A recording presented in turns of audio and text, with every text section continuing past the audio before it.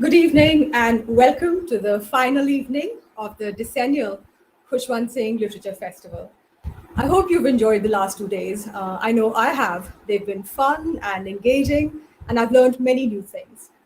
And that really, for me, is the essence of this literature festival, of really the message that I take from the life of Khushwant Singh, the pursuit of wide ranging scholarship and having fun while at it. In that spirit, I'm delighted to introduce the two sessions this evening. The topics of these sessions are both tied to things that this literature festival supports, two causes that this festival supports, and two issues that were very close to Khushwant Singh's heart. As you might know, this festival operates as a nonprofit, and all revenues are plowed back into these causes of education of the girl child and conservation and ecology. So let's go on to our first session of this evening. Um, it's about a close encounter with a firebrand feminist. This session will feature Devaki Chen, one of the pioneers of feminist economics in India. She'll be talking with her friend and fellow economist Jayati Ghosh about her autobiography, The Brass Notebook. They'll be talking about Devaki's life, her work, why she chose to name this book as she has, and hopefully about the time that she drove a Land Cruiser from the UK all the way to Afghanistan. So it's over to you, Jayati and Devaki.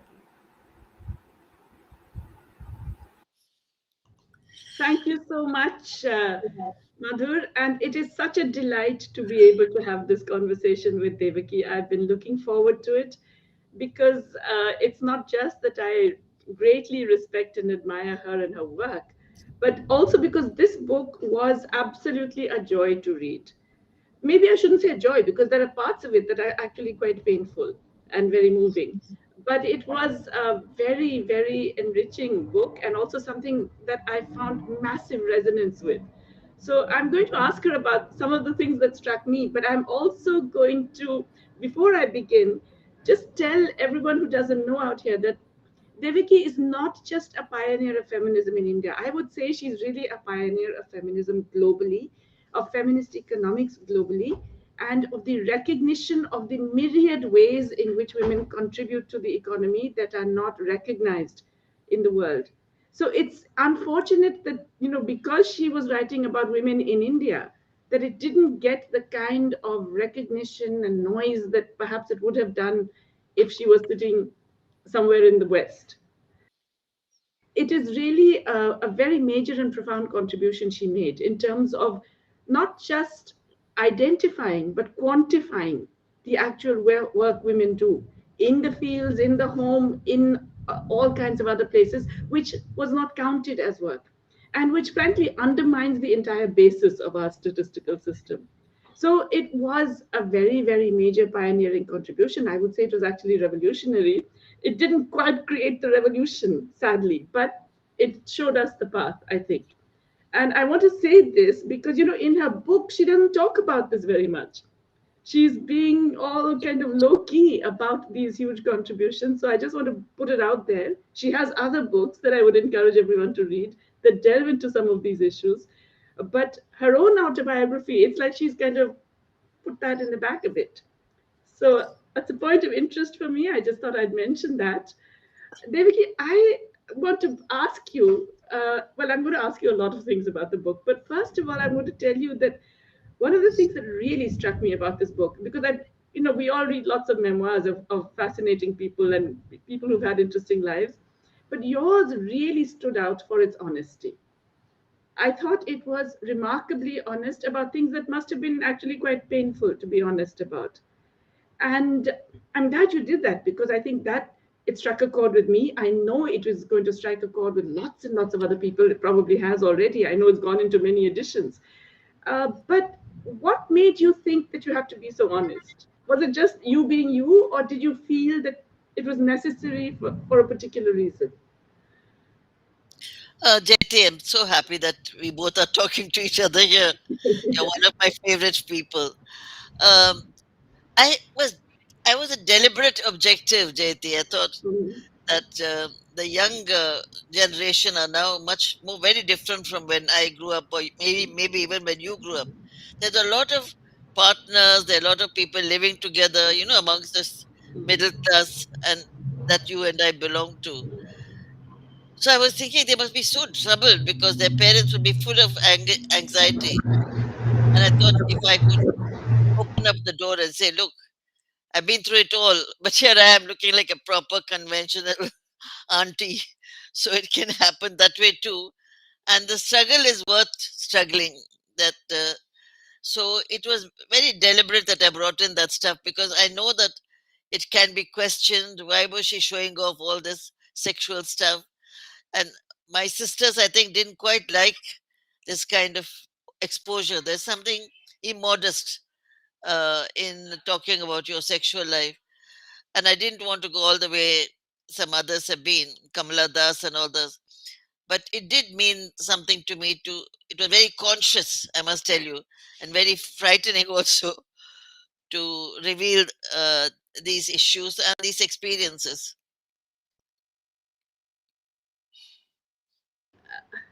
Let me actually mention, since readers, that those who haven't read the book aren't going to know it. You actually talk about an incident where a maternal uncle of yours effectively violated you, right? I mean, molested you in a very, when you were very, very young. I think you were 10 years or younger. And this is something that happens so much in Indian families and is so suppressed. But I think what comes out also is not just that this happened to you, but that the response of your mother and your aunts was to try and protect you, but do nothing to the young man concerned. And also that subsequently, when you told your sisters about it, they said, "Oh, you must have been, you're always a flirty type. That's why he did this." Say that again. What was the question? The question is really that, okay, it's not a question. I'm describing this to readers, to the audience, but I'm describing it because this is something that is so resonant in so many young people's lives. So many young women have gone through different kinds of this thing where they are made to feel something is wrong with themselves. The whole blaming the victim thing. And of course, this is one example, but there are many. uh, you talk about this particular episode, and then there's another very shocking episode of a very famous, world famous economist. I understand you are legally bound from mentioning his name, but he's a very famous economist who basically took you on as a research assistant, attempted to exploit you sexually. When that was not successful, he dismissed you, denied you your Yeah. income, and tried to basically completely destroy your life. Now, it's bad enough he did that and that you had no other recourse. But what really struck me was how the mental and emotional impact of that was so severe that 2 3 years later, when you had your final exams, which you had managed to do despite him, which you had gone into a course despite him and all that, you kind of flubbed the exams because that weighed on you, that feeling that somehow you were not worth it, that you were not adequate. So you're so right, Jayati. When I think back of it, of course, I'm out of all that. You arrive well or you arrive okay, but it was very devastating, and particularly what I could not write because I didn't want to spend too much of my word count describing all the details, is that the way he continued to hurt me in the office in which we shared. Oh, she's an uncut diamond. Oh, she's like in the front of people like Tommy Balog and Paul Streeton, who are all academics there, just made it so humiliating, especially within a big office in Balliol College. And I literally had to fly. I fled from that room because it was too hurtful, and I didn't know what to do because I had no return ticket or anywhere. And pleased that I could get out of it. But when I think about it, it seems like a terrible challenge to what can be called one's guts. Yeah. Uh, but I think also, I don't think my the fellows at St. Anne's, the female women, the, knew about it, but yet they acted as if they knew about it. That's a mystery to me that they took me on and admitted me without any credentials. So that's a nice, happy ending to that ugly story. No, I think that overall that story has a wonderful happy ending. It's just, I think for me the shocker was not even that this terrible thing happened from an economist who is still very world famous and still Yeah. kind of seen as some kind of a major development thinker and so on, but that the mental impact stayed with you, unbeknownst to you in a way. And that's, yeah, that's I think devastating, because it's I noticed there's a question from Serena, that how do or no, from Alpana Desai, how do we change the language around sexual assault where the focus is always on what the victim did but not what the perpetrator did? It's, I think it's not just that. I think it is the tendency of the victim to blame yourself or to believe what the perpetrator is saying, that, oh, you're no good. I mean, the response of this particular economist was to say, well, you're not, you are not intellectually worthy. That was his way of damaging you because you had refused to participate. And that I think is also a very, very deep and terrible kind of thing. So I'm so glad you brought all of this out, because it's not just the story of a survivor, it's the story of someone who recognizes how much it takes to be a survivor, in a way. I mean, the vengeance I thought was very cruel. Yeah. I myself surprised when people ask, how did I cope with that? What kind of inner strength did I have where I could Yeah. still continue to walk from one place to another? And one should have just sat down and died there because it was said in the presence of three other academics, Tommy Ballock, Paul Street, and they were all sitting there. And he was saying that you're out, you've got no mind. Just so I can't explain what I was who could actually walk out of there and then struggle to find some way of paying back.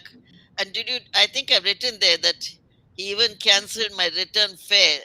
Now that was really cruel. Yeah. So anyway, I have afterwards talked to his daughter, his wife, but you'd be very sorry to hear that they all wanted to protect him. Mm. One of them wrote that he's being trashed in Sweden, don't add to that, and so on. So I think the big thing that has changed all that is now there are places you can go to when you have sexual assault all over the world, including the universities in India. There's a place for reporting sexual assault crimes. That's a safety net. So it's impossible to imagine that in the 50s and 60s there was no such thing Yeah. anywhere, including in Oxford. Yeah. No grievance cell, as they put it. Yeah. So, there is a question from Rincy. Where did you get the strength to cope with all of that? And I think strength is something that definitely comes out. But another thing that comes out so much from this book, I have to say, when I was reading some of these accounts, I was kind of gasping, because it's the guts. It's the sheer guts to do so many of the things you did. I mean, what on earth were you thinking, Devaki? Here is this woman from a relatively traditional, upper caste South Indian family, where the family doesn't have a great tradition of academics or anything, deciding to go off and do academic work in England, for heaven's sake. You'd never been out of the country. I don't know if you'd even been out of your home city. You went all the way out there, and then within a few months you're even hitchhiking around. Some friend of yours teaches you how to hitchhike, and you travel around Europe with him. I mean, these are all unthinkable things for your generation of person at that time. What really, how did you get that guts? I wish I could answer that in some kind of way that is interesting to all of you who are listening. I have no idea. I I haven't even thought about it, but because of the book and the kind of questions that is raising, I've thought about it. I think I just was very clear that I wanted to make my life on my own. So there was such a drive. Otherwise, how could you explain how I fled from a home like that and how I got to Oxford? It's all just a fight for doing what you want to do. And I think there was some kind of drive in me. I hate to say anything more than that because it looks very self showing off, and I don't want to be that kind of person. And I cannot accept it, explain it, except to say I always was, as I've written the very first 2 pages of the book, wanting to be free and managed to free myself. So, where did I get that courage? I have no idea. But certainly, I didn't think at that time this was courageous. I just did it. Well, yeah. I mean, in retrospect, when you read about it, don't you think, my goodness, isn't that an incredible thing to do? There were lots of, examples of that courage, right? I mean, there is one of the wonderful hearts of the book is this incredible love story that you had with Lakshmi ji. I mean, that's a wonderful story, and I think what makes it wonderful is not that it's not just a pure love story. It's quite complicated. It's as complicated as life and love are, right? You are bringing out the way you got together, the way you suddenly announced, well, I don't care if you're engaged, you have to marry me. The way then you, having said all that and having made him break his engagement, you headed off to Oxford again for a few years. And I mean, it's quite incredible, right? Then finally, when you did get together with him, you walk out of your house with a jhola, right? Without anything, and with a family that says you are dead to me. I mean, your father says I've cremated you, and you do all that. So it's an incredible story. I'm not going to spoil it for readers, future readers, by giving you more details, but there's several parts of it which I found wonderful. I think you're very frank about the passion that brought you two together, and that's lovely. It's very, enriching to learn. Uh, you're also frank about the feeling of suffocation you had as a young wife and mother. And I want you to talk about that because I think that again is something that resonates so much with so many women. Yes, it had. I'm sure. I don't know if you felt it, but you have to imagine our household with Lakshmi being only getting an honorarium, somebody who doesn't have a salary or a job, 500 rupees, I think. Me and Miranda getting something like 390, which I had to resign with my after the child was born. So it was not like we had maids and people to support us. And it was frightening initially because, as I written there, my first child, Gopal, within 7 days of his birth, got some kind of what they called a nursery infection, where he was very close to death. But that survived. There's a whole story there. So in those circumstances, you you are really stressed, and in that stress, I don't know how we survived, except tremendous passion. I mean, Lakshmi and I, physically tremendous, but a dream it was that nothing could deter us, even quarrels, even children's nuisance for the what is called passion or loving or whatever. I don't want to use the word sex because that makes it very gross. But we had a wonderful, what shall I say, sex life. I think Khushwant Singh would have been very happy to hear you say that.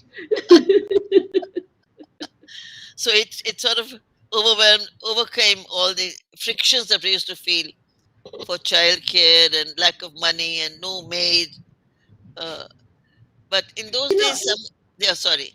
no, I wanted to ask you also not just about that, but the fact that, let's face it, you had given up your family and your background and everything and come into this full of passion, full of love. And as you said, that was all wonderful. But then suddenly you were cast back into the kind of traditional role, really, right? Because he was the public figure, he was the one running this cooperative, he was the one whom people were coming to see.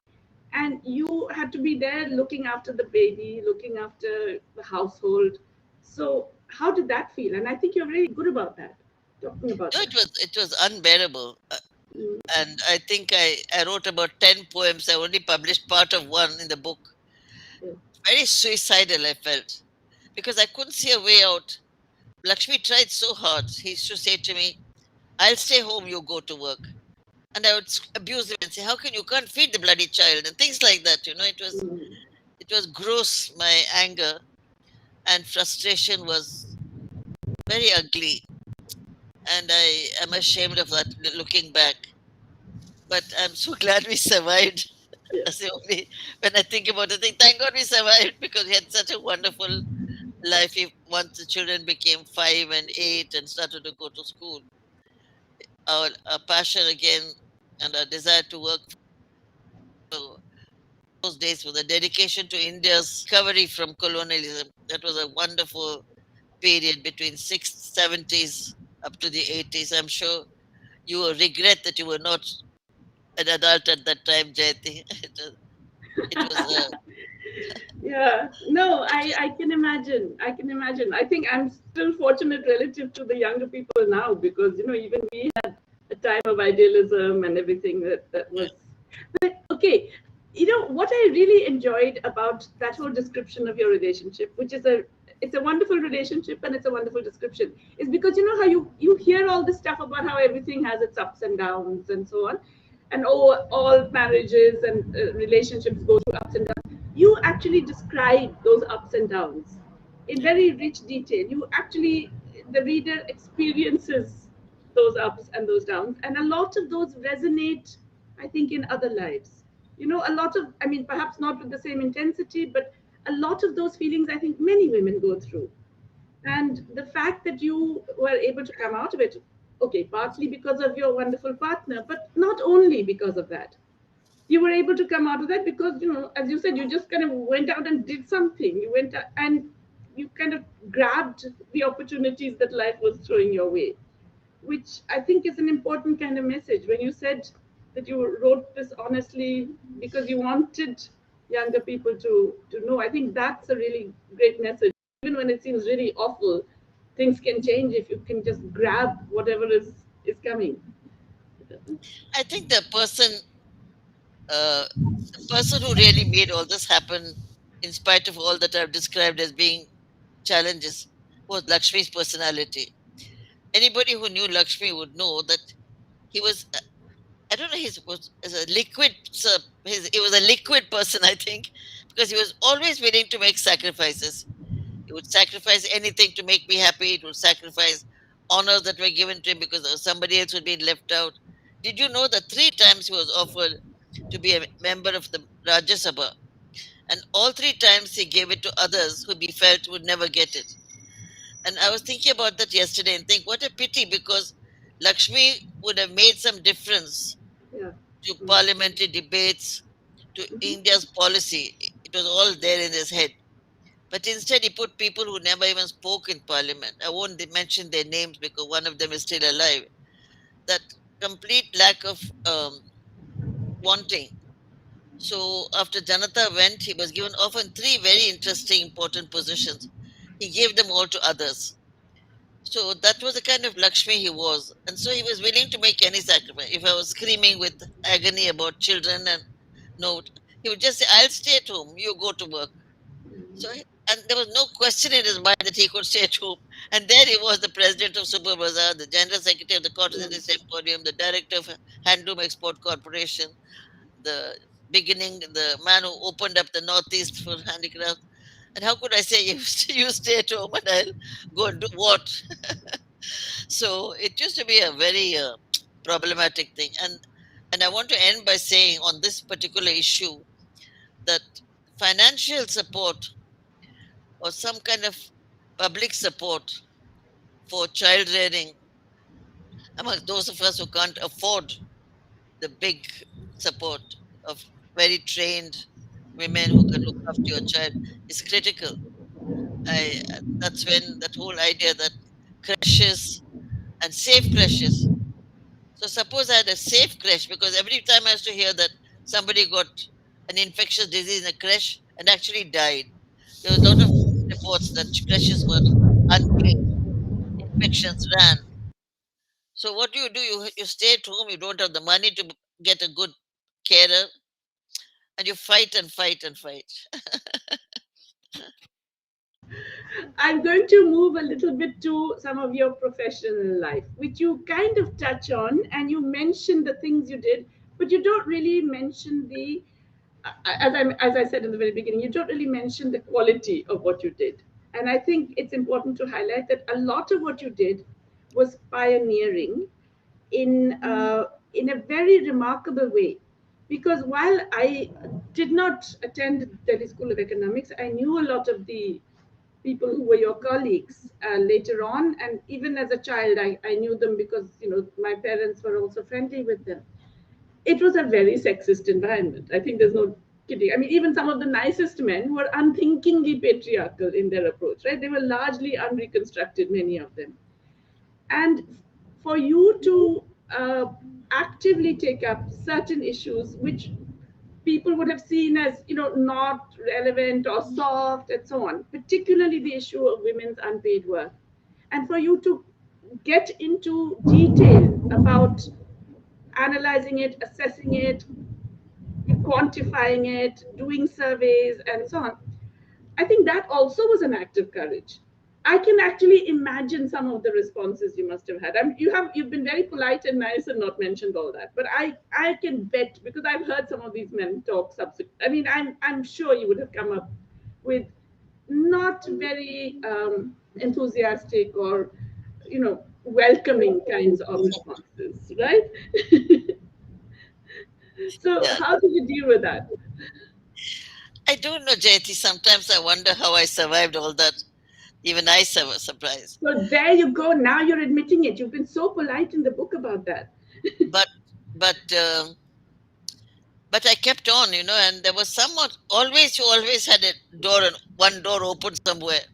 For example, when I did the data business, Mhm. I was very fortunate that a professor called V.M. Dandekar, who was in the Pune Institute, used to visit Lakshmi. Everybody used to visit Lakshmi, by the way. He was a hero, whether it's economist or a politician, or I don't know what he had in him, but they would. And I said to him, look, I want to check this, but I have no money, nothing. So could you let NSSO be my partner? And he said, fine. And he opened that whole door from his position of being the chairman or whatever of NSSO. Everything. Even his staff would come and help us in the office. Don't you think that was something extraordinary? Yeah. So sometimes, you have these moments on these opportunities which come without too much planning or too much analysis of why it happened. Sometimes, if you want to be mean to me, you could say, oh, they were all rather fascinated by your looks. Sometimes that used to also be said that Ashok Rudra is coming to see you because he's, but Patna is coming because. So that was always a little dirt in the bowl which people would throw in. But I never felt it was because only of my looks. This pursuit I had of correcting the data was much appreciated by V.M. Dandekar and then his staff also from Calcutta. They thought this was a good thing to do. So I got a lot of support on that. So So I I think, guess sorry, so in a way, so it was the outside support really that allowed you to do that, rather than your colleagues and people around you. say that again. It was support from Dandekar and from outside your immediate environment. Yes, of course, That- definitely. mm, Because who was there? I mean, I didn't know everybody and I had no official mm, institutional presence. But the Andekar came once to see Lakshmi and then I asked him. So it is true that Lakshmi was a door to the initial opportunities, mm. and he had definitely helped set up ISST. He gave a registered society which had died and helped us to. He couldn't help with money, helped with other kinds of support. And naturally, being his wife and having all these people come did give me a door to open. But I would not like to say, even though it may look unfair, that the rest of it happened because of Lakshmi. I think the rest of it just happened because there was an issue and there were people who were interested in correcting it, namely undercounting of women workers. Yeah, I was going to say that I don't. I mean, I am also a huge admirer of Lakshmiji, but we can't put everything on him. This was also a lot of your idea of looking into something which had completely been ignored in all of the economist discussion until then. And frankly, is still ignored in a lot of economics discussion. But related to that, there's an interesting part in, I think, later on in your book, where you talk about when you had gone to a meeting with some development expert somewhere abroad. I can't remember exactly, some conference somewhere, and it was supposed to be a meeting with women working on issues in development from the developing world. And then when you got there, you realized that they weren't really interested in hearing your views. They were interested in telling you their views and not really learning from you. I think I'm going to quote from a little bit of it. I think it was a very insightful passage, because it's something that we come across all the time, even now. If I can find my reading glasses, I will actually read out this bit. Okay, never mind, I can't find them. But the thing is that Read you it, read it, read it, read it. yeah, okay, then I have to look for my reading glasses. Excuse me. We'll excuse you. Yeah, okay. Here. Got them. Thank you. Thank you for waiting. Okay, so, right. On my various trips as a representative of third world women, I began to notice a disturbing but entirely predictable pattern. These meetings always involve technocrats, usually male and from countries in the Northern Hemisphere and the home of the colonizers. These experts took it upon themselves to simultaneously define their terminology, describe the experiences of people from everywhere in the world, and to prescribe solutions. They were there to teach, we to learn. They didn't seem to think they had anything to learn from us, or we anything to teach them. Boy, absolutely now, right? Unfortunately, far too much of that. Not just the northern thing that you described so acutely here, but it's also the phenomenon which is now popularly known as mansplaining, right? I was talking to you about that the other day, where men often explain to us women things that we have written about and maybe researched on for years and decades, and maybe even written the books that they're quoting. But they will explain it to us. How much of that have you had to cut through in your life? Jayati, you know so much more about it, and you also have been in the same track. But today, the interest of some of the feminist economists has moved away from counting and ensuring wages, labor security for what used to be called the formal worker. Now, the new feminists don't even want to believe that there is something called the formal worker, because they feel everybody is a worker, even the housewife is a worker. Now, that's fair, that's true. As a feminist, I agree that women are not understood. But I felt that at that time, the first step should be to get those who are adding to the GDP in a very conventional way to be recognized as workers and to get the benefits of worker. That afterwards, this other thing, housework is also work, and then that movement for wages for housework. I don't criticize that, but I felt that in our countries, millions of women who are doing what is called GDP work were not getting paid or recognized. There must be some priority. And I also have, I've always had this sort of hostility towards the North, something as my political flag. And I just felt that when this housework to be counted, etc., came up, I felt this was because that was very important for the Anglo-Saxon countries, where women were doing a lot of work which was to be counted. But this desire to keep it at the bottom level to the people who live in our countries, it's a very different situation from, say, UK, was burning in my mind. And I must tell you, I was also badnamed, and there was a lot of criticism that I was sort of outdated. But I didn't mind that, because I still think, Jayati, and I think you are a good comrade for that, that women workers in the traditional waters work, adding to GDP, has to be given a better role and wage security, and millions of them are still not in that basket. And that worries me that we are getting distracted and getting the other issue collected about what is called, I don't know, it's called unpaid family work, and not this basic thing that she's cutting stone and she's not recognized as a worker. And you may say, why? I've often argued that if she's recognized as a worker, then there's a wage fixation, there are then unionization, there's a whole umbrella there of infrastructure. Uh, and I even gave the planning commission at that time a list of 80 occupations where women are actually doing economic contribution to the GDP. For example, cashew nut husking is not looked at as an occupation, but cashew nut husking burns the fingers, but it is an occupation. I made a list and gave it to the planning commission saying these are occupations, these are adding to product, but they're not considered feeding the silkworm in the sericulture industry. I can list them all. It's in my head like a mantra. But this is critical to me to first shift those who are actually engaged in what is conventional, get them the deal, the wages, the labor union.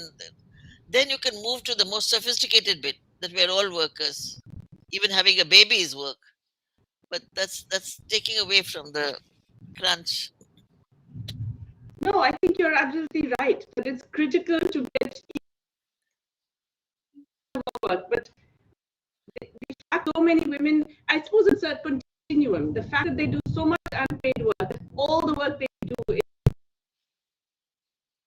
including the ones that, as you say, directly contribute to the GDP or the income of the family in that sense. But there have been questions from the audience which would be uneven. Of course, this was a question I had too in the beginning until you mentioned it. Why did you call this book the Brass Notebook? What's the reason for the title? Say that again. I couldn't get the question. Why is your book the Brass Notebook? Explain that. Oh, the title. Yes, some others also have asked for that. I explained it in the foreword that my push to write all this came from a very famous woman uh, who had written her book and called it the Golden Notebook. And I had an opportunity to meet her in London when I was very young, in the 50s, Doris Lessing. And I enjoyed what she said about why she wrote a Golden Notebook, how she moved from one type of notebook to another type. It was just a pictorial, exciting thing for me. So since she had inspired me, in fact, she had begged me and she'd received me, said, "You must write your life, you must write your life." And I never wrote it while she was alive. It took 60 years to write it between the time I met her and finally the book came out. So in a way, in honor of her and also to remember her, I said, I cannot write a golden notebook. I'm not literally fixed, but I can write a brass notebook, thinking that brass is of a lower class than gold. It was as simple as that. And somehow my publisher liked it. And so it got on. And now I'm happy it's there. And then, as you know, and I've also written that brass was a very important metal in all our households. Not anymore, but in those, all our utensils for cooking when I was a girl, before I left the house, was brass with that inside lining which prevents it from getting oxidized. I'm sure you must have remembered also that. So you, I think, also mentioned that Alice Walker helped you to figure out how to start the book. Yeah. How did that happen? Well, I'm very fortunate, Jayati. I have this dear friend, Gloria Steinem, from 1974 when I was in Delhi, and she came, and then we became friends because there was some a natural drawn towards each other. And even though she became this icon in America, she has not left her friendship. She still insists on it, and we carry on in an invisible way. We don't go public about it. So she has been insisting that I write my life, and so I thought I should do that. And then there was a lot of publishers In fact, I'm late. 20 years ago, there was a lot of publishers who wanted my book to write my book in the US, and that would have probably got it a bigger market value. But I didn't care for that. Now, then comes Alice Walker. Alice further endorsed that and made me come and live with her for a fortnight. And I gave her the first page, which was about my mother. Said, "Okay, now you started. Now go home and write it." So I've been so lucky, Jayati, to have friends like Alice and Gloria. Not a joke. Even I am embarrassed when people say, "How did you know them?" I said, there's no reason at all to know them except accident and joy and luck." So Well, you can't really say that because you've known lots of very, very famous people. You've known Amartya Sen and etc. are close friends. You have been involved. You say that it's only because of Lakshmi. You were involved in with some of the most important policymakers in India. You have, interacted with some of the top feminists in the world. Uh, Julius Nyerere took you to his home village to meet his mother for 3 days. I mean, these are, it's not just luck, shall we say. There's something else that was going on, and I think part of it is because of the nature of your involvement in public life, right? So tell us a little bit about that. For example, the JP movement, and the whole sense of hope and many other things at that time. just give me that little background thing because the your voice didn't come through. It came muffled Oh, when I'm sorry. I'm saying that you you led up to have. something, but you didn't. I didn't get what the led up was. Okay, I basically said that it's not just chance or luck because you have known some of the most famous people in the world. You've known some of the most famous economists like Amartya Sen, who is a good friend, and so on. You have known some of the major feminists and writers and others in the world. Julius Nyerere took you to his home village to meet his mother for 3 days. I mean, you have interacted with a lot of influential people. So obviously that happened because of your involvement in public life in different ways, right? It wasn't just luck and coincidence and, oh, I was walking along the street and I met. Right? So I'm asking about now that involvement in public life, in social movements like the J movement. What was all of that like? No, I think you're also aware because you're also like that. You also are not keeping, even though you're a brilliant economist and can play with the numbers like a roulette, like a magic with numbers, which I've admired a lot. Uh, you've also had spaces that you've come into without necessarily working towards that. Mm. So I think there's something decent happening also in society when they recognize it. And there's something indecent also when they don't recognize you. I feel I haven't been given enough honorary degrees. I never got any kind of official position which I can claim. Why did that happen? Well, but on the other hand, there's people like you and many others amongst the feminists, and as you said, Uh, Julius Nyerere and mine was a miracle. I think we just felt like that for each other, and we got into it. Amartya Sen, on the other hand, goes back to my first time in Oxford coming back. I think somewhere my curiosity gripped him, and afterwards we couldn't stop because we used to, when he was in Cambridge and I was in Oxford the first time, we were both gripped with moral philosophy. So if he read the language of morals, he would write to me, "What did you think of it?" And if I read an article on something else, I would write to him. So I've got all those letters handwritten between Amartya and me on moral philosophy, not on economics, because he was also very interested. In that.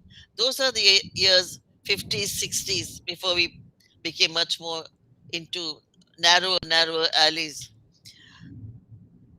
How do you account? I think there is a lot of who you meet, how they get to know you. I don't think there was anything in me that made it happen, except that I've been very interested in ideas. And I think the fact that I'd always felt that the former colonies must recreate the economic policy for themselves. That had happened even when I founded Dawn, which was in the 80s. So when he heard that I was affirming the South as a space which had to be redesigned for its economic policy, he said, "That's what I want to do. So you join me." So you see, his objective in the South Commission matched mine when I founded Dawn. And when he heard that, he thought I was a good candidate. Of course, I must end that story by telling you that what came out of the book was just useless. It had nothing to do with the geographical thing called the South and how it could be a political force. It didn't happen. That is a failure, and I want to end with that for this particular question because it has implications for what you are doing also. The commission was set up, and most of the commissioners were retired civil servants. Can you imagine? Mm. Retired bank chairperson, retired civil servant, and then Sunny Ramphal, absolute bureaucrat living in London, becoming a member. They just killed Nerede's idealism. What they wrote had nothing to do with his idealism, and he didn't have the kind of knowledge of political economy to fight them. So the three of us, Gamini Korea, Maria Chalek Savane, and Solita, we begged him. We said, "It's complete rubbish," but he couldn't manage us. And then I'm sorry to say, your friend, my friend Manmohan came as secretary. And he's, as you know, very much a conservative in terms of an economic policy. So it was a tragic thing. I think if we had done it properly, you would have found a much better situation for the former colonies. I don't know what you think. What do you think? This is such a complex area. I mean, not anything as high profile as the South Commission, but I'm also on.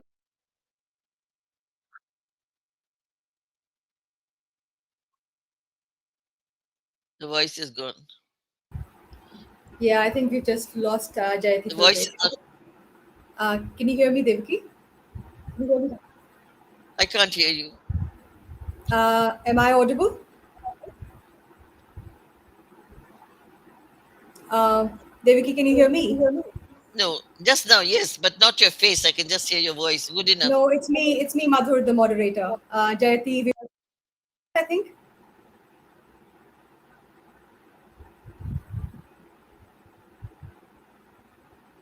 Okay. Can I just ask you a question? There are many questions pouring in from the audience, and if I may just run over a couple of them together. Of course, people who've read the book are really interested in your friendships with Gloria Steinem, Amartya Sen, Doris Lessing, and you were talking about working with JP and the movement. Can you tell us some personal stories? We'd be very interested to know. Just repeat that last part. I Yes, got your this. personal stories, your of friendships with these amazing people who've done, wonderful things with their own lives, in their own spheres, in their own subjects. Why do you think that happened? No, just any personal anecdotes, anything you can share with us about maybe Gloria Steinem, Uh, I Doris know. Lessing, like you Yeah, said, who encouraged you to write the book. I wish I could amuse you with a Okay, story on it that, just but seems right. let Okay, if that's a difficult one, I'll go to a question from Rahul. Rahul Singh. He wants to know if you think that the Me Too movement has made a difference because um, the kind of thing that happened to you would probably have serious consequences, at least for people in public life, as has happened with MJ Akbar, with Dr. Pachori. Um, do you think Me Too has moved the needle? I'm sorry that your voice is not coming clear. It's coming very muffled. So the articulation of your question is not coming through. It's not my ear. I've got my hearing aid Right. on. But Okay. what you I'll wanted to just, know, I got your first point. That is, what was it like to be with all these big? Uh, right. I I didn't feel that they were big and I was small. There is something about these collectives. that you got chosen and then you feel you're one of them. I never felt uh, less capable or less important than many of the people. Would you believe it? We had three prime ministers, two famous economists, finance ministers, bank in the South Commission, but none of them intimidated me. And they did not also intimidate my best friend in the commission, Solita Colos Monson from Philippines. We were cool. You know that word that you use nowadays, cool. We sat in the conference table, we said what we wanted to do. So I think this fear of important people uh, did not ever strike me right from my very childhood. I never felt frightened of anybody who was important. Uh, that could be account perhaps for some of the questions Jayati asked. How did you move along? Not like a worm at this earthworm, but like a bird. So I was never intimidated by anybody. So I think that's. I hope that answers your question. It may not be satisfactory, but No, do you think that was more about the kind of person that you were, your own self confidence, perhaps your exposure to famous people right from childhood, or did it have to do with the kind of people that they were able to accept people and make friends from around the world with all sorts of people, or is it both ways? hate to say this to you, but your diction doesn't help me. I'm not able to get the Okay, exact question, but if you could all just right. I'll, Devaki, type it. never mind. May I, may I move on to the next question? It was a question that Rahul has posed in the chat box in this Yeah. app. He wants to know if you think the Me Too movement has moved the needle. The kind of things that happen to you would have serious consequences today for people in public life, as has happened with people like MJ Akbar, Dr. Pachori of the IPCC. Do you think Me Too has moved the needle there? Um, there are many changes have taken place in what is called the outside. I think, for example, in the upper echelons, like in universities and in NGOs, there is now a cell for what is called any kind of attack on women. There's a name for it. Uh, those cells, women are protected against Sexual harassment, assault and like, sexual yeah, harassment, yeah, yeah. But grievance cells, yeah. I think therefore there's much more of that. But where it doesn't exist, and that's where all of you, and I mean all of you here as well as outside, needs to really shift your attention to the village. The villages, especially in UP, Bihar, and other places, where there is absolutely none of this so called place where you can go and complain about what's happening. I mean, every morning you open the paper and you want to cry because some girl has been raped and she goes and tells her mother she's pregnant. So there's that level of the class part is such a critical part for us to address. I think if you could address that rather than how I met big people and all that. And I think I brought it out, but not enough. If I could write another book now, I would say the the landless families, the working class families in slums in Delhi. These are the people that we. These are the people you need infrastructure. And at one time, when the planning commission was making its plans, I think it was the fourth or fifth plan, I had suggested that every bunch of villages should have what they call an infrastructure, and there would be a circle. I'd even designed it.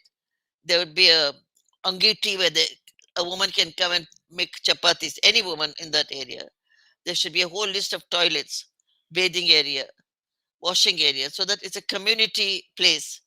I even did the calculation and gave it to the planning commission. It wouldn't cost more than 10 lakhs per community center. It never happened.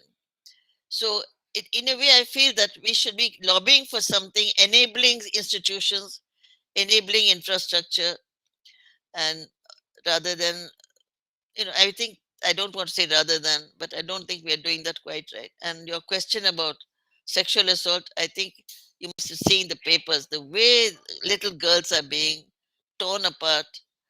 I just feel my whole life when we haven't been able to stop that happening. What happened with me with my uncle has happened yesterday to a girl who was on the street, picked up by her uncle, raped, and now she's in the hospital. What are we talking about? About feminist movement, economic transformation? Bullshit. We're in a real mess. And I'm so sorry that I'll die before I can see any change. I wish I could see the change before I die. I really find it very painful that I would be leaving this world. I'm 88 now. How much I live at? With so much crime happening. I don't mean what is formally called crime, but the attack on the girl. So I don't want to get into the that I get really passionately emotional. So I'm glad you mentioned it, but we have to look. Devaki, while I think all of us agree with you and recognize this, I don't want to end this session with that thought in our minds, because it is true, it is unbelievably horrifying, tragic, and terrible, but there is more to your reality and everybody's reality. So I want to end with some of the joy that also comes out in Okay, your okay, book. okay. Agreed, agreed. Yeah. So I'm going to ask you, instead, not necessarily which are the things that you've done, because you've done so many different things, right? Some kind of naughty, some crazy, some really very, very impressive and remarkable and pioneering, and some deeply committed. Which are the things that now, when you look back, you say, okay, good, that was a. And I'm leaving out things like your relationships, which I think are obvious. I think, your marriage was obviously one of those great things. So let me just ask you now, when you look back, which are the things in your life that you feel really happy about? That you did something. And you did, by the way. In case you're going to be modest and say I didn't, let's just admit you did, and talk about those. I mean, I don't want to use the word I'm proud of. That is not a wise statement at all. But I think I do think that getting attention to what I used to call counting correctly is still perhaps one of the most useful things I did, and one that gave me great satisfaction, I must say. I think I told you yesterday when I met you that I used to tell my colleagues, when I die, please shout and say, she wanted counting correctly, because that's the only thing I cared for. But that makes it look trivial. But that counting correctly does have an impact on the wage, on what work is countable, which work is work, and the worker. I think has been my major preoccupation, and even in the South Commission, even in my books, I've been talking address that, and that all the ways in which it is being addressed, whether by the capitalists or the socialists or the communists, are inadequate because they've not taken the gender difference and the class difference of the labor force. I think labor force has to be seen in class difference, assetless households. So just to come back, Jyoti, I know I'm being too long, but the one thing that I feel that I'm happy I did was that, and related to that were stories about women workers, and there's so many types of work that women were doing which are not recognized, like the story I've said about the women in Arunachal or the women in Nagaland bringing firewood and dying or amputating their legs. All those are the things that made sense to me, or the coffee curing works woman. So it's that is for me my golden orb. And it's a tragedy that I'll be dying before I can see the dramatic change in that, because I think the feminist movement and the government has not dealt sufficiently deeply with what I call the woman worker. The that orb. What do you think? Do you think that we've done enough for the women worker, Jayati?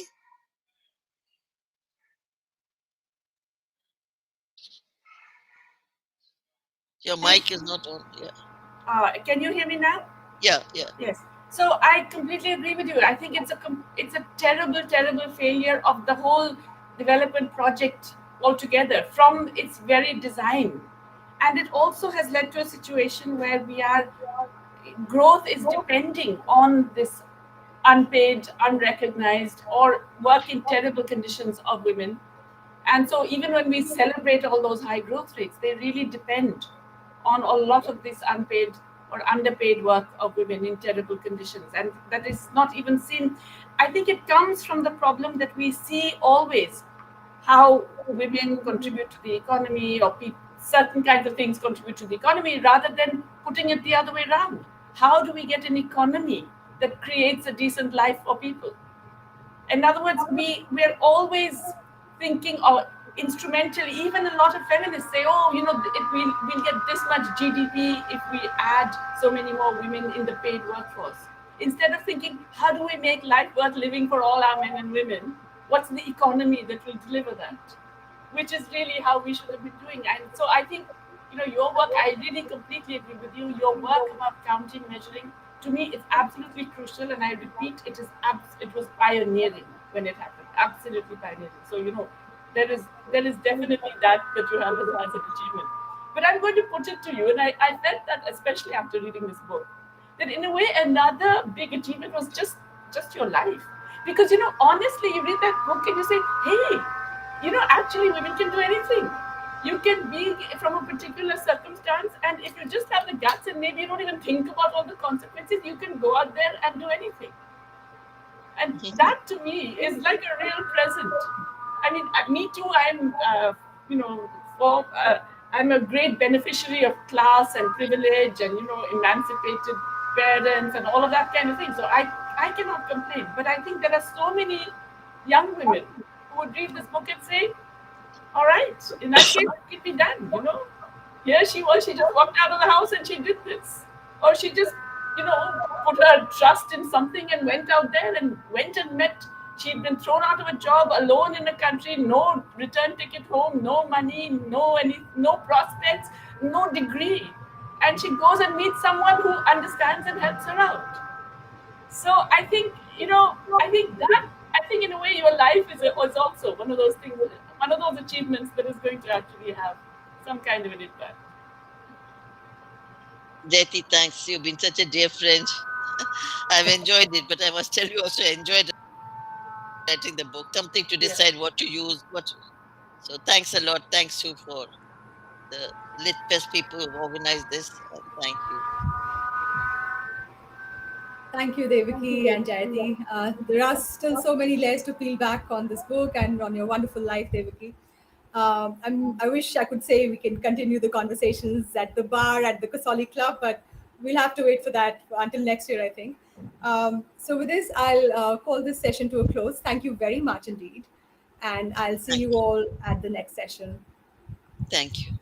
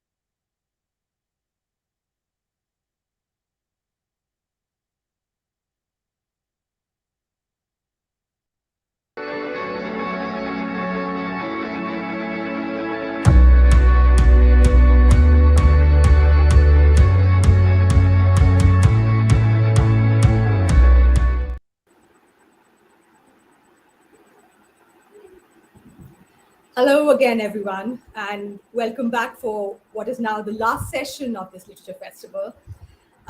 Without much ado, we're already running late, so I will go straight on and introduce the session and the speakers. I'm honored to introduce Amitav Ghosh, Gyanpith Awardee, and author of many and much loved books, and in Jairam Ramesh, former Environment Minister, himself a prolific writer and author.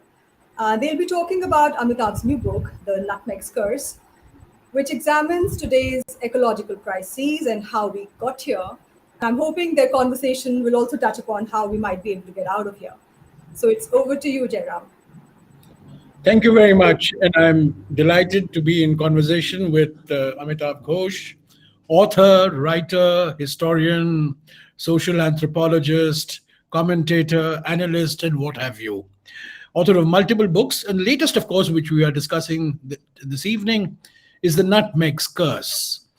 And Amitav uses the nutmeg to weave a story around the multiple ecological crises that is confronted by the world today. So let me begin immediately by asking Amitav. Amitav, there is a cotton curse.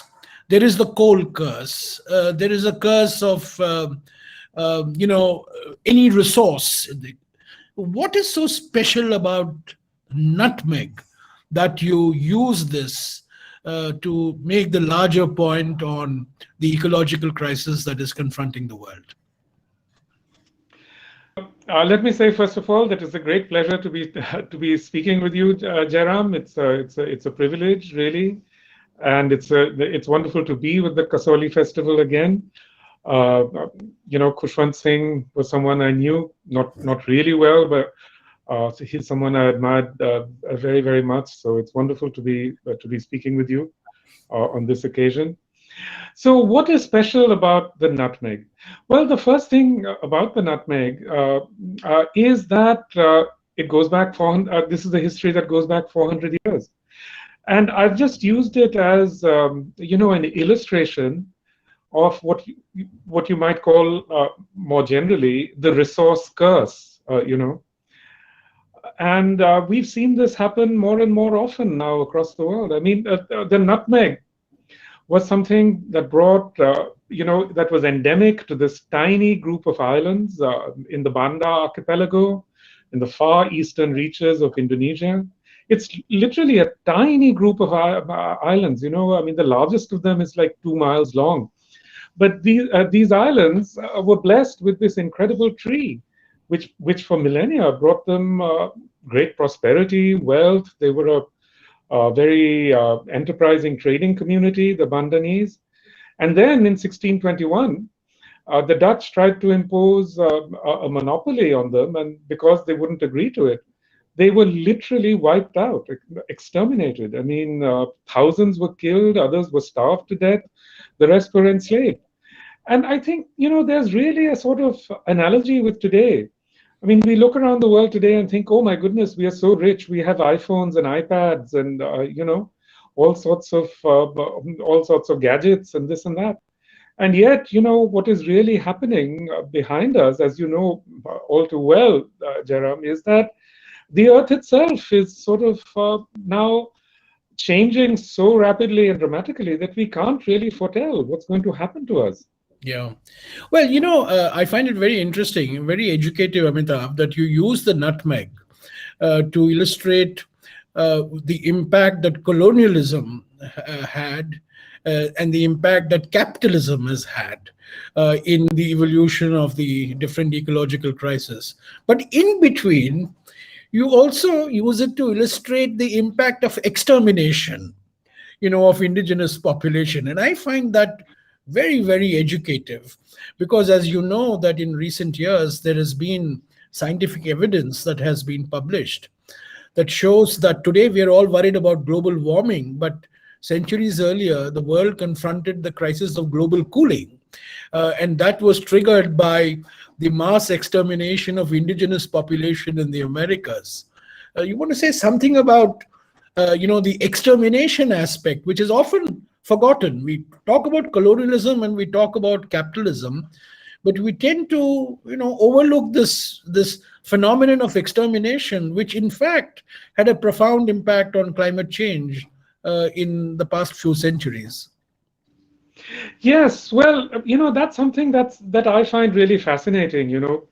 Uh, what happened with the European conquest of the Americas is really something completely exceptional. It's something that was unknown to human history, in the sense that the Europeans arrived there and the sort of violence they unleashed across the Americas, I mean, literally led to 70 to 90% of the population dying. I mean, it's now thought that the population of the Americas were in the tens of millions. I mean, 80, 90, maybe even 100 million people, in the Americas. And within a few years, I mean, a few decades, really, in the 16th century and the 17th century, you have what you call what is called the Great Dying. I mean, like tens of millions of people dying.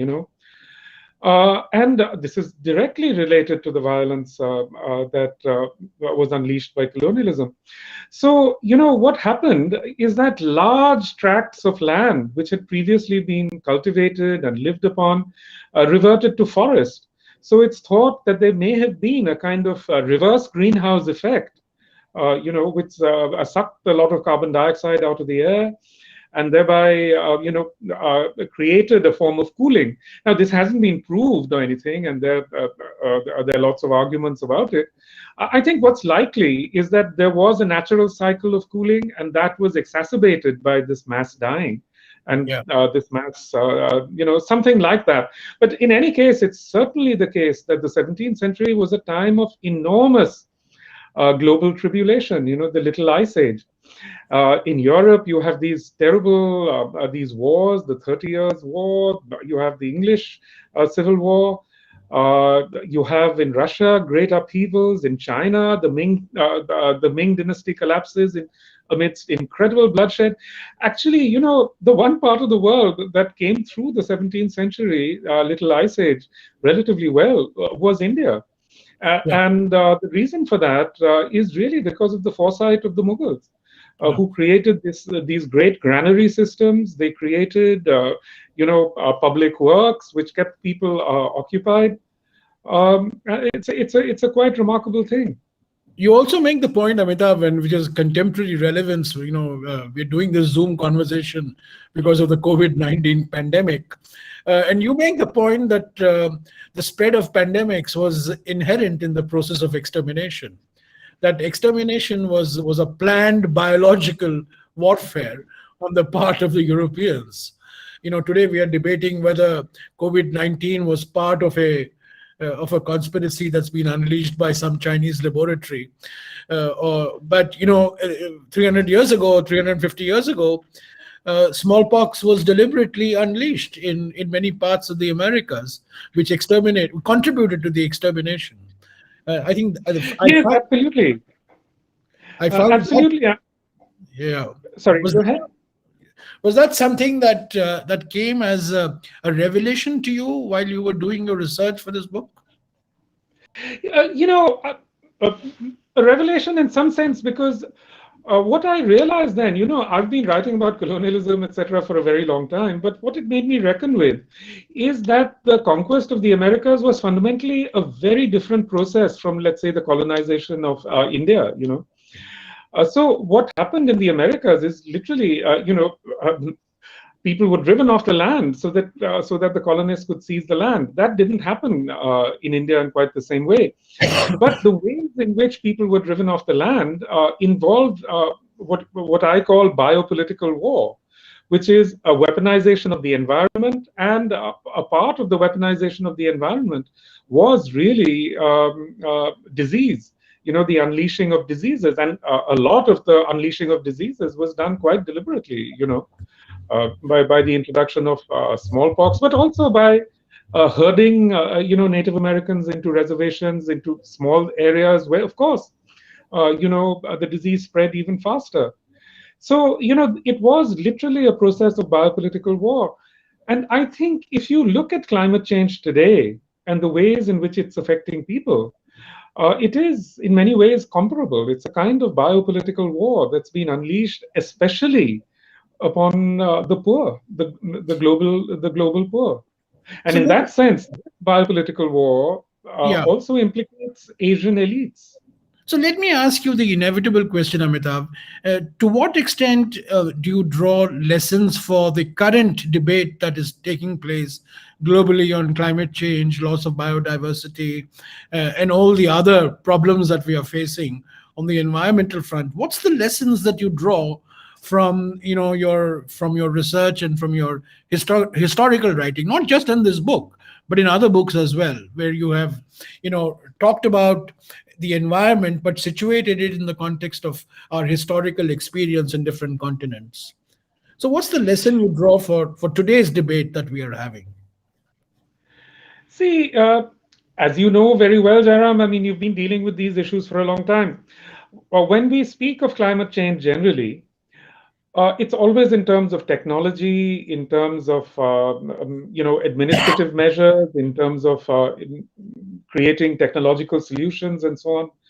I think for me, the fundamental difference between the way that I look at this issue and the way that most technocrats and climate scientists and so on look at it is that for me, this is an issue that's profoundly rooted in history, Yes. in certain patterns of history and, patterns of colonialism and so on, which go back a long, long way, go back to the 17th and 16th centuries. That's why I start with the question of the nutmeg. But I submit to you that it's actually the case that most people in Asia look at it the way that I do. I mean, if you go out on the street in Delhi and say to someone, you're being affected by climate change. Why don't you? Are you willing, therefore, to shrink your carbon footprint?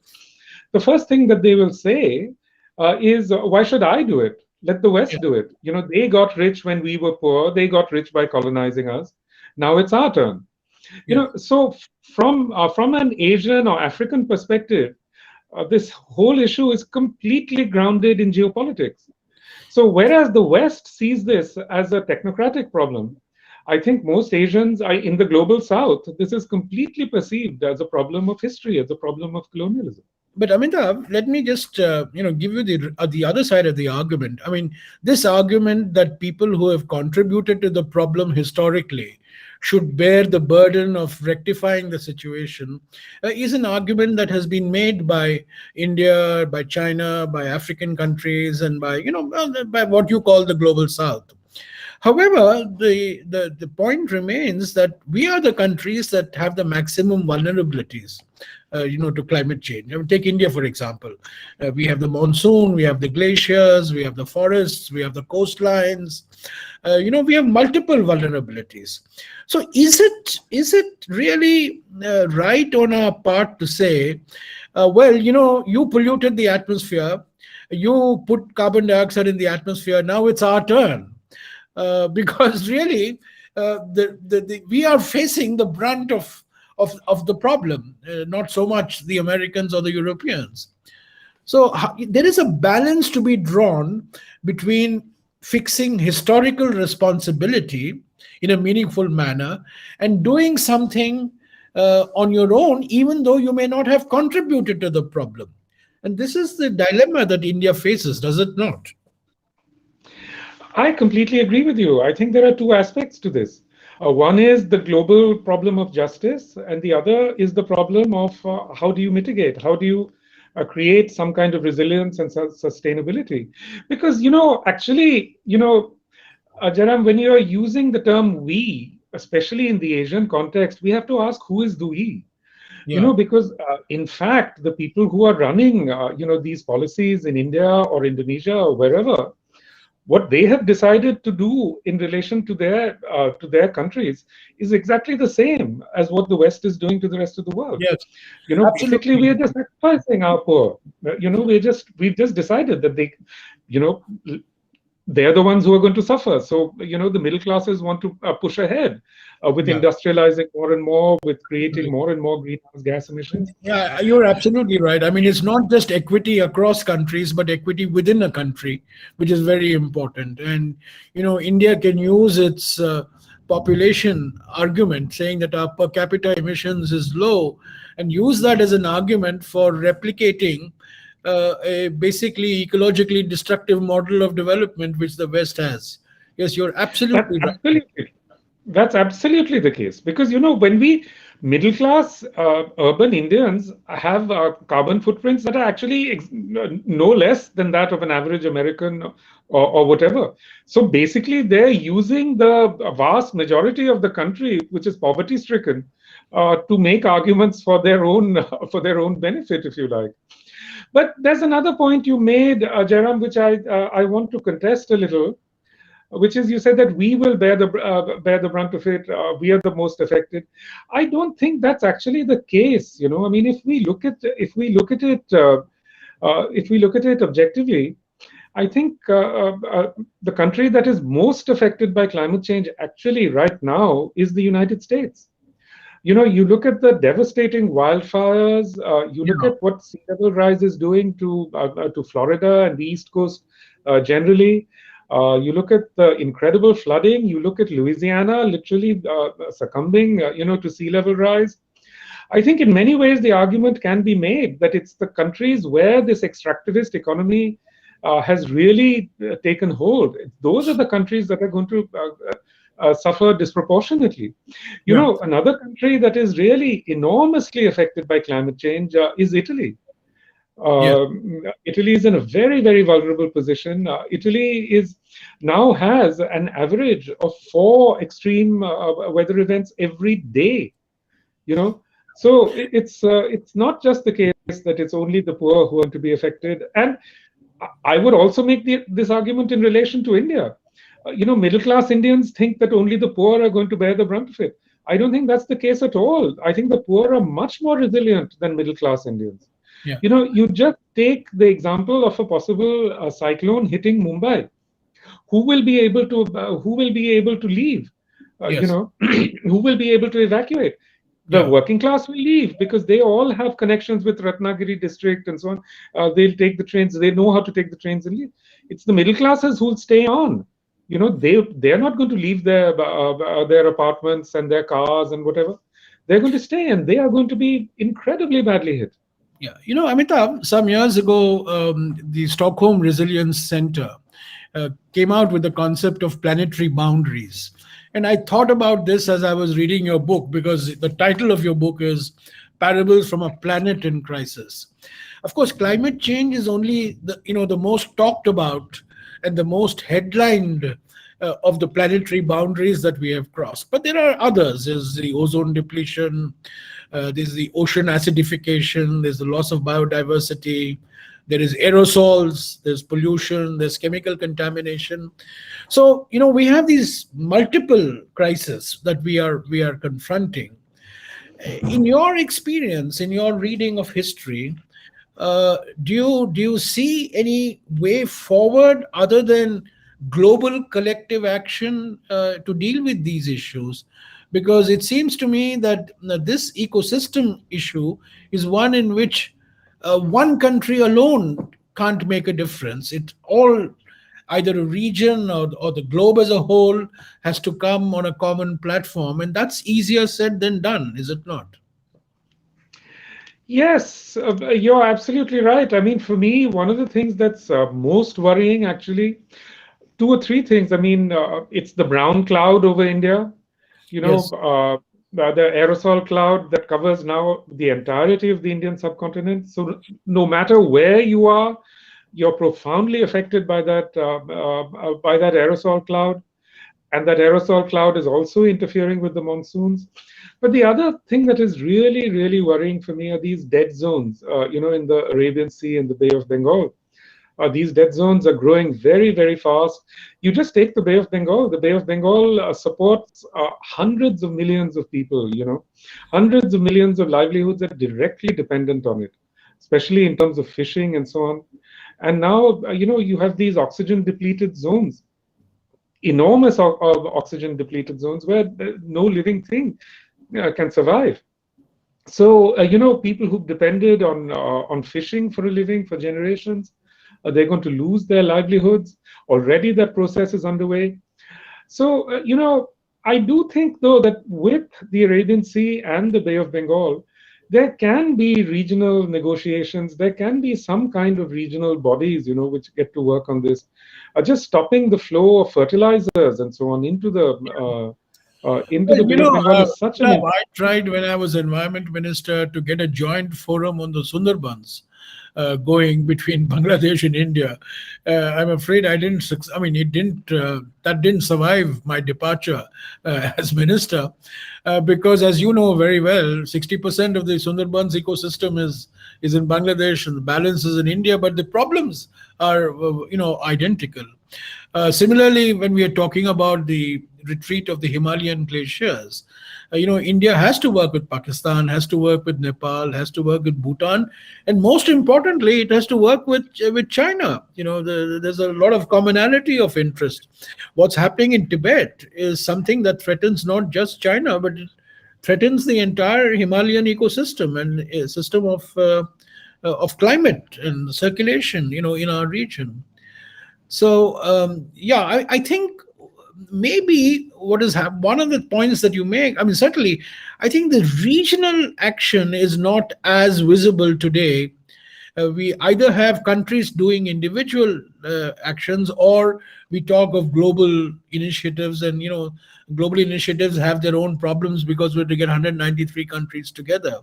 So maybe I think we should introduce a regional window for addressing some of these environmental issues.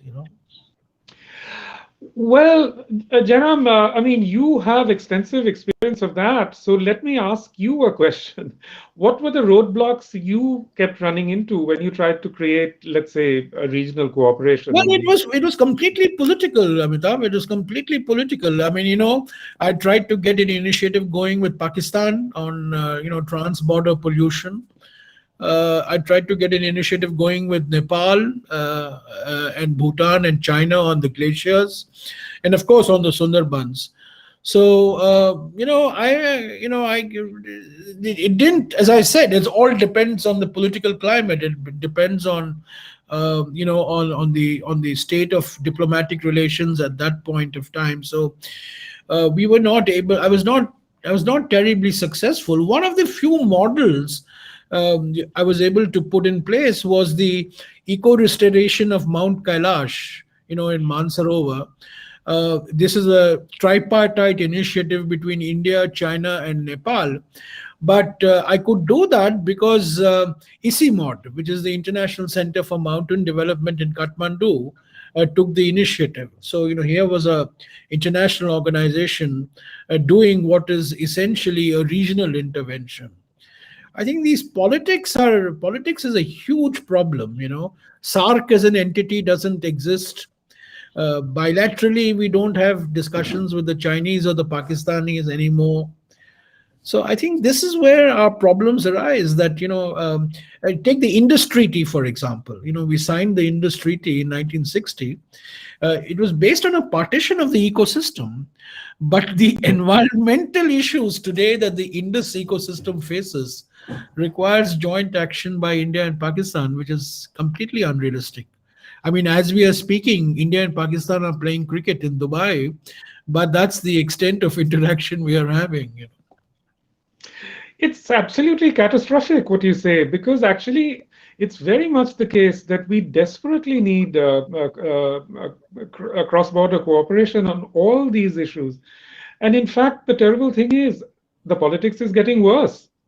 India especially has now become sort of really isolated within the region, I would say. In some ways, I would say our neighbors have actually done better than us. Because, say, Bangladesh, for example, I mean, they educate their people about climate change. They have all sorts of climate resiliency programs and so on. And really, we, as well as the world, have a lot to learn from Bangladesh in relation to climate change, I think. That's very interesting because in recent months, Bangladesh has, of course, got international headlines for its economic growth and for the growth in its per capita income and its exports. But very few have actually talked about the lessons that Bangladesh offers to the region and to the rest of the world on environmental management. So could you just explain on this? I mean, what are the takeaways from the Bangladesh experience? Well, Bangladesh, well, of course, in the first place, in dealing with cyclones, they've become really expert at that. But also that's true also of Odisha and West Bengal now. I mean, those states have also become very expert at dealing with evacuations. But in Bangladesh, they have many other sorts of, flood resiliency measures. I'll just give you one example. One of the things they've been doing around the Sundarban, with help from Dutch experts, is creating oyster beds. You know, these oyster beds can serve as fortifications against sea level rise and saltwater intrusion. So just little things like that. They've been doing a lot of that. Also, Bangladesh has many sorts of climate change education programs, outreach programs. They've been really a sort of a leader on that. But of course, it's because they're also extremely vulnerable.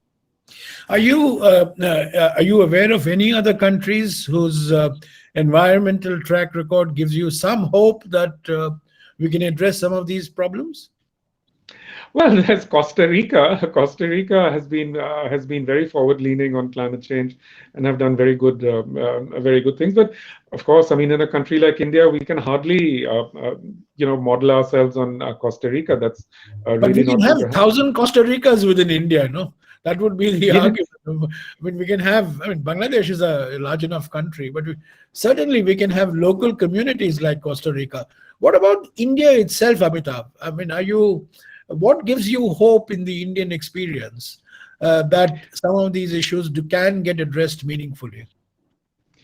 Well, I think Goa is a good example. In Goa, the banning of mining. Who would ever have thought that that would actually come about? But Yeah. it did come about, and it came about largely because of young Goans, who became very politically active. And I think now there's another movement, a large environmental movement within Goa to protect Goa from various kinds of environmental impacts, especially extractivist industries like mining and so on. And I think those are encouraging things. Also, we see that these models of activism are spreading. I mean, Fridays for Future has become important, especially within Karnataka. I think one can see there's some hope certainly in that young people are taking up these issues. I think we have to recognize, Jairam, that our generation has really made such an incredible mess of everything. Yeah. And now it's the young who will pay the price. Well, you mentioned in your book that it's the experience of indigenous communities that gives you hope and optimism, and I suppose that's true of India as well. That the activism that when the livelihoods of local communities get affected. I mean, like for example, the bauxite with the Dongaria cones in Niyamgiri. It was basically a movement of the tribals to ensure that their livelihoods and their cultural heritage gets protected. I mean, so this is one ray of hope in the Indian scene, is it not? Oh, very much so. But let's not forget that during the Niyamgiri thing, it was very fortunate that you were environment minister at that time. But One of the point that you make repeatedly is that these environmental problems that we are talking about really devastate livelihoods. I think that message, unfortunately, is still not, it's not a preponderant message in the Indian context. We'll still look upon, if we do something on the environment, it will affect employment, it will affect investment, it will affect jobs, it will affect GDP growth. But the message that you are saying is that actually eco-destruction impacts on livelihoods of people, livelihoods of the poor. I think that message has to be really part of the public discourse and the political discourse. Do you see that happening at all? I see exactly the opposite happening. I Yes. mean, even the sorts of measures that, in Niyamgiri, for example, the measures that were put in place during your tenure, they've all been reversed. Yeah. Really, I mean, look at the way in which central India, the forests are just being opened up for coal mining. Yeah. It's kind of horrifying, really, because and if you talk about it, the first thing people say is, well, if you don't do it, how will you have development? How will Yes. people have jobs? But the absurdity of this is, for whom is this development? I mean, after all, the coal mines will benefit a small group of crony capitalists, basically. Uh, you know, Whereas hundreds of thousands of forest dwelling people will completely lose their livelihoods. They will lose their livelihoods. They will be shunted off into basically what are reservations, on the sort of American model. They'll be shunted off there. They will have no way of sustaining themselves. They lose their own sustenance. And actually, the forest people are the ones who keep the forests alive and healthy. Yeah. So there will be complete ecological devastation in those regions. Let And me this is suggest to happening not you. just in. Let me also suggest to you, Amitabh, that another track, another stream that we have not explored enough is to sensitize people to environmental issues from the view of public health. I mean, if we look at environmental issues not as environmental issues per se, but as issues that affect public health, maybe we'll end up getting more political traction, from governments and from the middle classes and from the decision makers.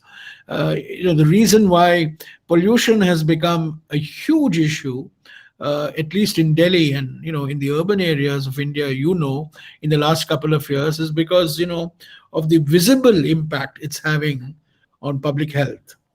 So I think issues like deforestation, biodiversity loss, climate change, if the idiom of communication and sensitization is through public health, perhaps we may get a larger consensus for action. And would you agree with this? I would love to agree. I feel that the rising consciousness of pollution in Delhi certainly is a good thing.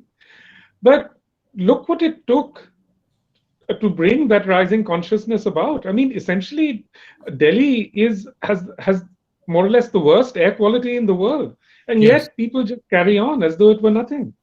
You Yeah. know, People just sort of ignore it. And in fact, you remember even 2 years ago when that Sri Lankan cricketer was throwing up on the cricket pitch, people were accusing him of just acting.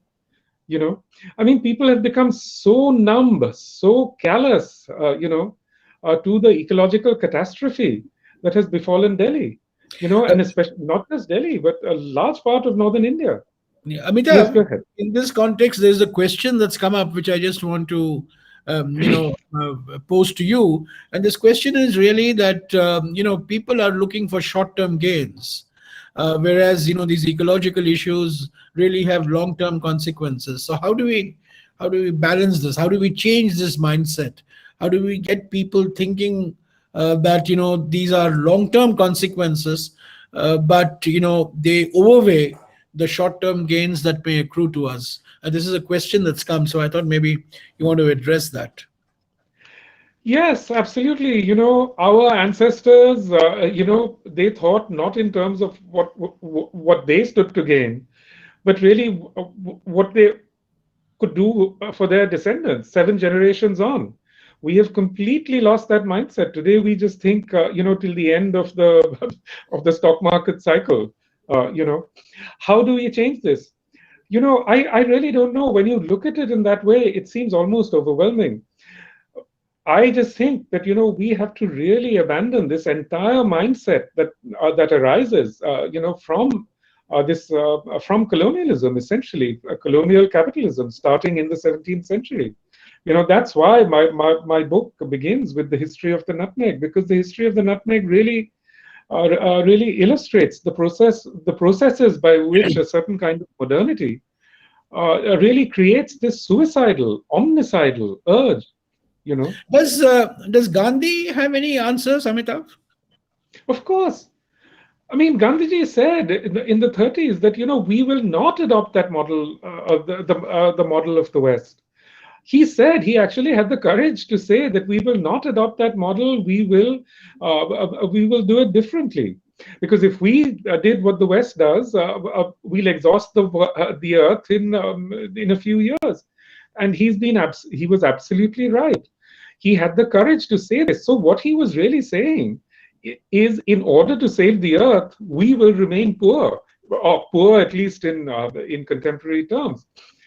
That is something that, in a sense, you could say that he was assassinated for saying that. So let me push you. Let me push Amitav Ghosh, the historian and the writer, a little. Our Prime Minister is going to Glasgow in the coming few days, and before he goes to Glasgow, he decides to call Amitav Ghosh and ask Amitav Ghosh, tell me the three things that I should say in Glasgow, which demonstrate that India takes the ecological crisis seriously, not just in terms of theory, but also in terms of practical action. What would your advice be to him? Look, let me say, first of all, I'm not a technocrat. I'm not an expert. I don't usually answer these questions, such questions. But the first thing I would say is the Prime Minister should say India will halve its defense spending and spend that money on mitigation. But India will do so only on the condition that every other country on earth follows suit.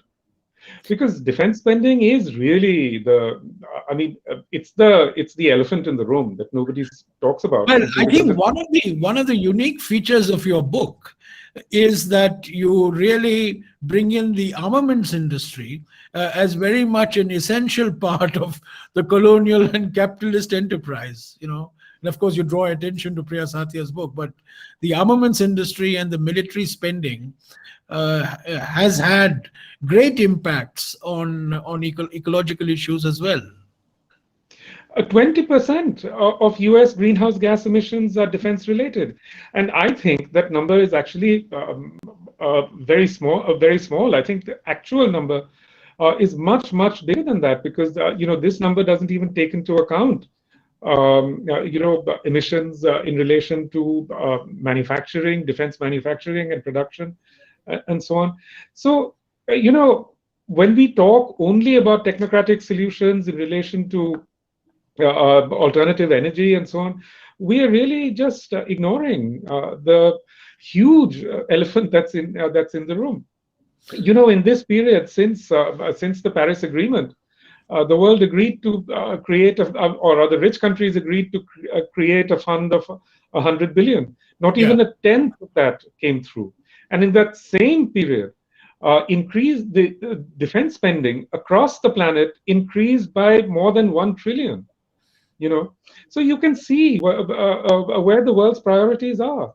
I feel sad to say this, but in fact, I think it's increasingly clear that the world is preparing for war in relation to climate change. Amitav, there's a question from Ankan Mukherjee, and who takes this point forward and says that would Gandhi's views not be seen as extremely regressive and anti-Indian development?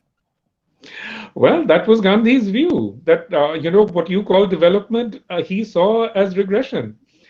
Of course, Gandhiji paid for his views with his life. Today, it's almost inconceivable for any politician anywhere in the world to say that we will tighten our belts, we will get used to a smaller style of life. But let's not forget that Jimmy Carter said this in the 1970s, and for that he lost the elections.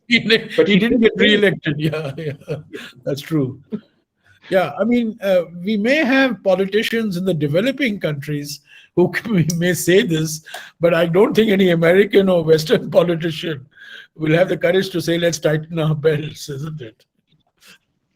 Not even in developing countries. In which developing country could a leader get away today with saying something like that, that let's learn to live on a smaller scale. Yeah. It's almost not the only person who's doing it, really, is Jacinda Ardern. She's been talking about degrowth, she's been talking about those things in New Zealand, but New Zealand is a tiny country of 5 million people.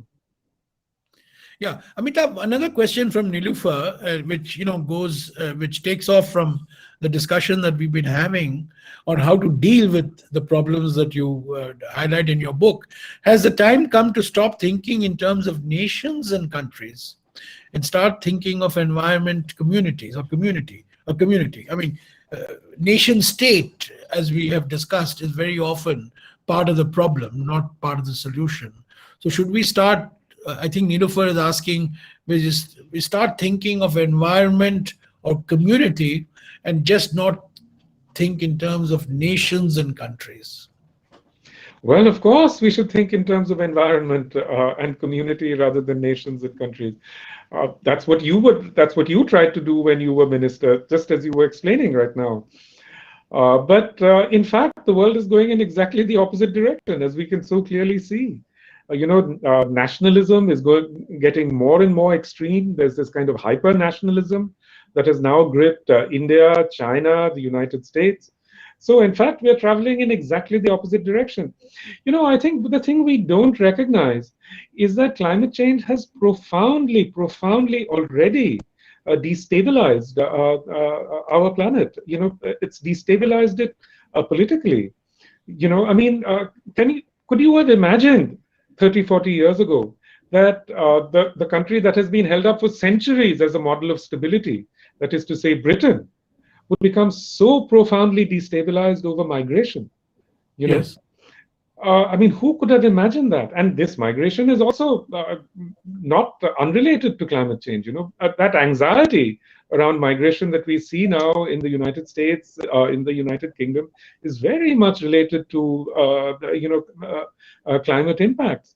So, in many, many ways, we can see that already our global political systems have become deeply destabilized. And as I look ahead, really, what I really fear is not that climate change is going to bring terrible disasters upon us. I think we are going to bring disasters upon us ourselves. Yeah. Our political systems are now really endangered. Now, another question, Amitabh, which you may want to address. Question is from Rishma in Kasoli. She's asking whether composting, recycling, using bio-friendly products, are they going to work, or are we beyond these making any difference? Basically talking of a completely different type of an economy than the one that we have today. Look, I think it's very important to do all those things, composting, recycling, using bio-friendly products. All of those things are very, very important, and we should do them whether they actually have an impact or not. These are very essential things. One very basic thing that India could do is what Bangladesh did years ago, that is ban single-use plastics. Yes. It's actually really funny, in New York City, so many of the shopkeepers are Bangladeshi, and when I go into these shops and talk to them, they always say, do you want the plastic? And I say no, and they say, good for you. But here, everything is triple wrapped in plastic. It just breaks your heart to see it. Why? You don't need all this wretched plastic. We are speaking with you in Chicago and me in Delhi. So let me take a point that you made earlier, that people living in India, local tribal communities living in India or in Africa, don't need to be educated on the virtues of sustainability or ecology. They're living it on a day-to-day basis. But the one country that requires the maximum education and maximum reorientation is the United States. What do you see are the prospects for this new thinking in the US? Because the US, all said and done, is a trendsetter for the rest of the world. That the Brazilians followed the US model, the Chinese followed the US model. Now India is following the US model. So do you see the US playing a leadership role on issues relating to ecological sustainability? Look, the U.S. is the largest historical emitter of greenhouse gases. There's no doubt about that. And the US is very wedded to a certain kind of extractivist economy. Uh, the entire sort of urban architecture of the United States is designed around automobiles. So there is all of that. But at the same time, the US produces really like 80% or something of climate change research. The US has the leading environmental organizations, so many activists, so many environmental thinkers. So I would say that, in the US, on these issues, as on so many other things, what we see is a very divided picture. It's a very, very mixed picture. And I think certainly in many parts of the US, there are cities which are now setting a different kind of example. California has been very forward-leaning on environmental issues. So I think it's a very divided model, so divided that one can't really speak of the United States as just one monolith. The coastal regions are now completely different from what's called flyover country. So it's very, very divided. But certainly, I think there are many people in the United States who do set an example, who do try to think about these things differently. And I think they are trying to make common cause. They're trying to make common cause with Native Americans. And again, Native Americans have proved to be great leaders in this. Especially in resisting the fossil fuel economy. The Standing Rock movement, in the Dakotas has been incredibly inspiring. I So think you've written in your book about the Standing Rock movement. So can you just, expand on this a little, on what it means to draw the lessons from the Standing Rock movement? Does it still have relevance to what we are discussing? Enormous relevance, and especially in relation to the Adivasi resistance movements that are also currently unfolding across central India. See, what happened is that the Standing Rock movement started in resistance to an oil pipeline that was going through rivers that Native Americans of that region regarded as sacred. So they started this movement. Tens of thousands of people joined them, and not all those people were Native Americans. The Standing Rock movement was led by indigenous peoples, and most of all by indigenous women activists. But what was very important about it is that it was very much related to ideas about the sacredness of the earth, of the water, of the land. So it created, if you like, a completely different kind of political vocabulary. And, remarkably, the movement actually succeeded. I mean, the pipeline was discontinued, at least for a while. Then Donald Trump tried to sort of put it back, but it's never really sort of taken off after that. So it really, and the Standing Rock protesters were subjected to the most incredible kind of violence, 19th century types of violence with dogs being set on them. It's just unbelievable, actually, what happened. But they stuck to it. And, it was a nonviolent movement. And in some sense, it really deeply succeeded. Similarly, last year in Virginia, indigenous people led another movement against oil pipelines. And again, they managed to have the pipelines cancelled. So I do think we have to look at those movements, Well, we've had the Chipko movement, the Silent Valley movement. We've had the Narmada movement. I mean, some very successful movements, also incidentally, which have been led by women and which have, been anchored on women activists. So we also have a couple of successful examples from our own recent history, no? Very much so, very much so. And, I often remember when I was in college and so on, my contemporaries, especially the scientists among them, became very engaged with many of these environmental issues. You'll remember, I'm sure, the People's Science movement. Yes. India was very much a leader in that. I mean, so many people that I knew became activists. From doing science, they went on to doing people's science. They moved to places like Hoshangabad and so on. And And that still continues. So I think in India, we do have an infrastructure for creating, if you like, a sort of commonality between, a middle class, educated, scientifically educated people, and especially with indigenous groups. I might mention in this regard, Ashish Kothari. He has Yes. his group Vikalp, and they do really amazing work. There's Debal Deb, the plant scientist and a seed collector, who's been really saving so much of India's rice seeds, the many varieties. So there are people across the board who've been doing really incredible work, and that has to be recognized. Well, Amitabh, there's one, somewhat of a scientific question, but I'm sure you've dealt with this as part of your research into history over the last couple of years. And this is a question that's come from Brazil, Germaine in Brazil. And she asks that what about the theory that the tilt of the earth is responsible for global warming and nothing we can do that can mitigate it? I mean, this is part of that argument which sort of says that it's not human activity that has caused global warming, but there's one school which believes that there are natural cycles to cooling and warming. There are theories like there's a tilt of the earth. So these are all part of that argument, but you must have studied this, and when you come up unequivocally with your conclusion that's ultimately human activity that has induced global warming and climate change. So how would you respond to this? That's not my conclusion. And of course, I'm not an astronomer or an astrophysicist or whatever.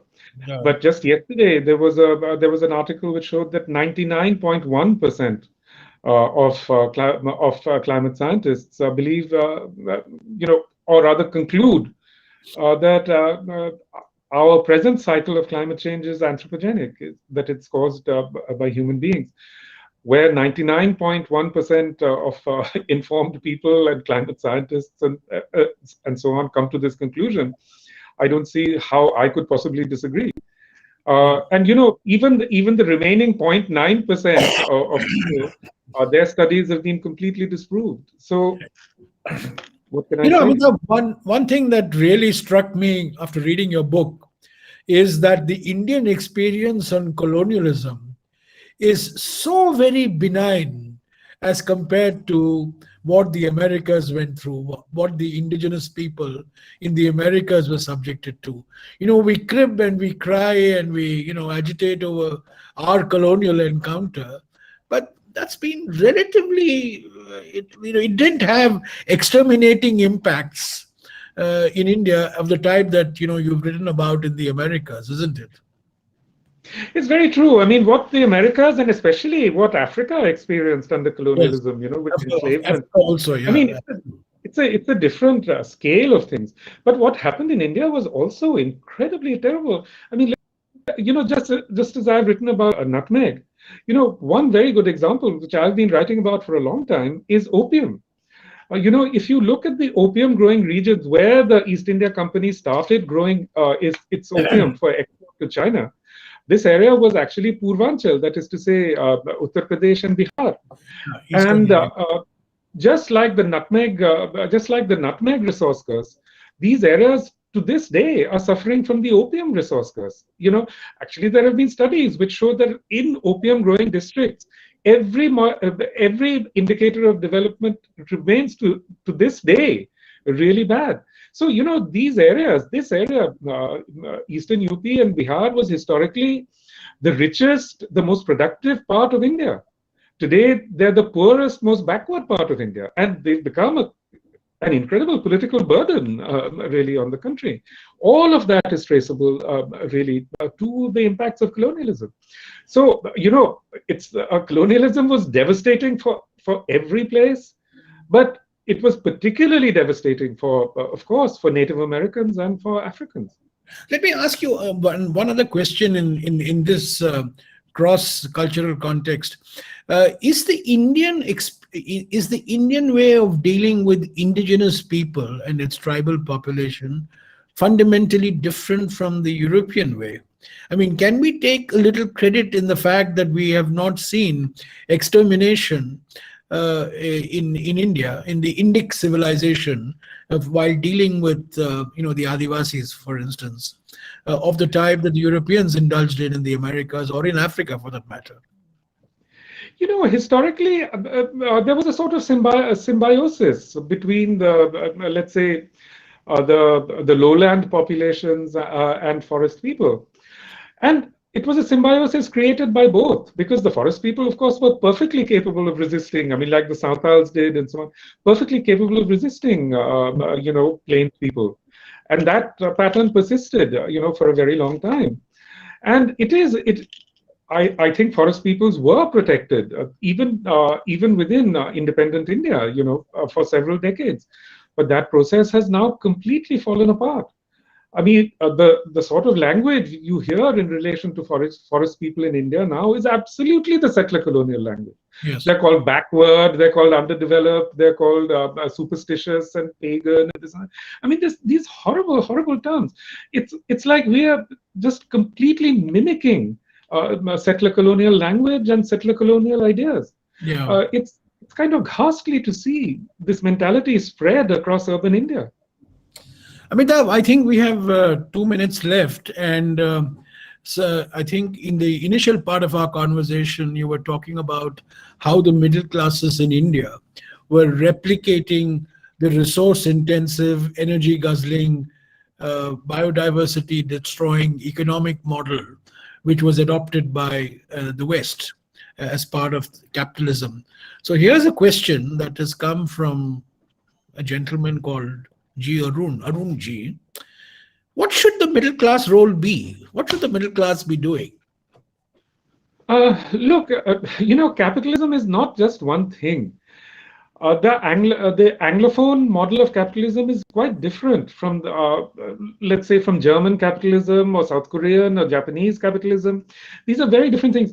The Anglophone model is founded upon the idea that you have a vast landmass from which you can endlessly extract. So this is the model that comes out of settler colonialism in the Americas, in Australia, and so on. But in other countries, let's say Japan and South Korea, the East Asian model famously is not resource intensive, it's labor intensive. That's a different model. We could perhaps have moved towards that model, but since 1990, essentially the Washington Consensus made the settler colonial model of capitalism the global ideal. And we've now not just adopted it, but we are frenziedly running down that path. But Amitabh, don't you think, sorry to interrupt you, but don't you think that China also has followed the Anglophone model? It's not really in the East Asian mold, but it's more in the US mold. Don't you think so? Isn't your reading of yes. China is certainly, but China is also a contradictory case. I mean, they've set apart a huge part of the country for basically rewilding. To preserve the natural ecosystems. They've actually set apart percentage-wise more of the country than any other place in the world. So the Chinese model is very contradictory because they've also become the global leader by a long shot in renewable energies. So it's a contradictory model, but also within the Chinese model, there's a greater focus on questions of inequality and so on. Not to deny by any means that it's become an extremely extractivist kind of economy, not just within China but also globally. I mean, look at what they're taking from Africa. So yes, I mean, there's no doubt that China has also significantly adopted these extractivist forms of economy. Let me go back to Prime Minister addressing Glasgow, and I'd asked you 3 things of Amitav Ghosh's advice to him, and you gave only one. You said the first thing that he should say, and I thought that's a great suggestion, by the way, that India would halve defense spending. I mean, that was your first big announcement you would have the Prime Minister make. What are the other 2, Amitav? Let me ask you, Jairam, since this is the No, question that interests me. I'm What in would yours be? with you, not vice versa. I am asking No, no, you. we're in conversation with each other, and you've addressed these issues at a political level. So, but what would your suggestions be? One of my, since you asked me, I'll tell you. One of my suggestions would certainly be that you leave the forests alone and ban, coal mining or the expansion of coal Yeah. mining in the forest. You see, my problem, Amitav, is that Prime Minister will say all the right things in Glasgow. He will appear the champion of responsible environmentalism and environmental stewardship. But domestically, the agenda is different. The domestically is dilute environment laws, dilute forest laws, dilute coastal regulation, rules. So this is a sort of internationally you position yourself as the Vishwa Guru, but domestically you do something completely different in the name of ease of doing business, in the name of economic recovery. And that's what I am actually afraid of, Amitav, most. Because today, the priority is economic recovery. We must recover, we must recover. And what they identified two areas for loosening. One is labor laws, and the other one is environmental laws. Labor laws have already been loosened, and I'm afraid the next target is going to be environmental laws. That's what I'm really worried about. What remains of the environmental laws? That's the remarkable thing. I mean, India has become a great fountain of greenwashing. I mean, there's endless greenwashing rhetoric, but behind that, all sorts of environmental regulations are just being taken apart. I mean, you look at this coastal highway in Yes, Bombay. I mean, it is yes, so mad. I yeah, mean, it is completely mad in an era of sea level rise to embark on a project like that. But it's hurtling on. And across the country, these yeah. crazy projects are just hurtling on. What can you say? But I think at this point, it's not just our country. I mean, Glasgow is going to be basically a huge tamasha of greenwashing. We all know that. I mean, we wish it were different, but we know that that's what it's going to be. And I try not to pay too much attention to those things because I think one would become extremely depressed. Yeah, one of the integral elements of FDR's New Deal was the Civilian Conservation Corps. Environmental management was very much part of the New Deal in the 30s, and I think what we need today in India is a massive eco restoration. Whether it's land, whether it's water, whether it's forests, whether it's mountains. There has to be a massive eco rest, and this could also, by the way, generate millions of jobs. It's not as if it's not. It's going to have its economic impacts as well. But that means doing the things that you said: protect your forests, protect your natural resources, make sure that the people who are living in forests, who are the best protectors of forests, are empowered to do so. But I'm afraid, the dominant paradigm today is, GDP growth. The dominant paradigm is, open up markets, get investment, and just get the growth going. What I call the grow now, pay later model. Let's have 15 years of 8% growth, and let's worry about the consequences of that growth later. I think that's really the track we are headed on, actually. You're absolutely right. And the reason for that is that there are enormous vested interests. I mean, what we are seeing in India really is, and we are seeing it everywhere in the world, is basically state capture. So It's state capture by massive corporations and by individuals, let me billionaires. ask you the last question, Amitav. I mean, I'm sure you must have been asked this multiple times. Your books are based on research, based on a lot of observation, but also a lot of deep research. So, what's your next book on? Are you working Well, on my something? next book actually is on the ways in which the poppy, has really uh, created, if you like, a certain pattern of modernity within Asia and indeed within the world. So I'm looking at that history, which I which I also researched for my IBIS trilogy. But I would request you to engage with, in the public discourse.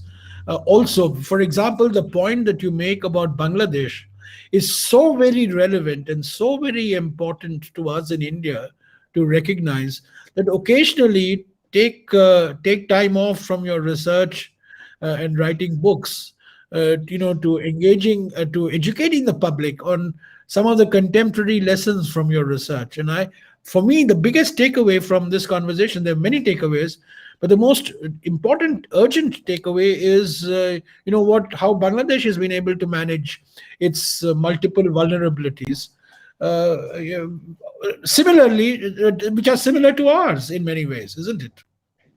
I wouldn't say manage because they're Deal, also suffering terrible effects, deal with but it. to at least mitigate or address or recognize the issues.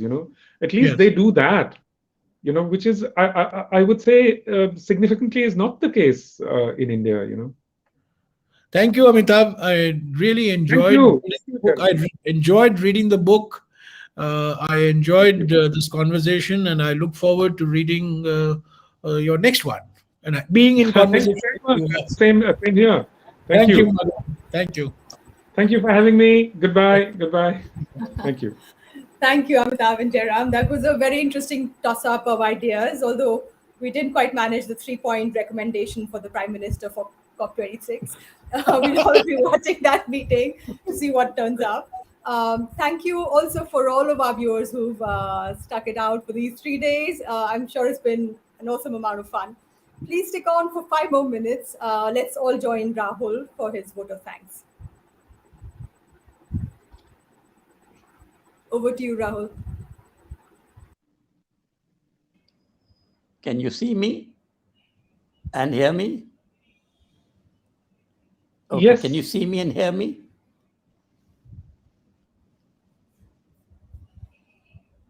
Okay, I hope you can hear and see me.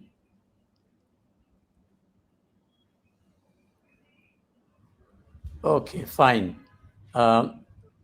Good evening and good afternoon, wherever you are.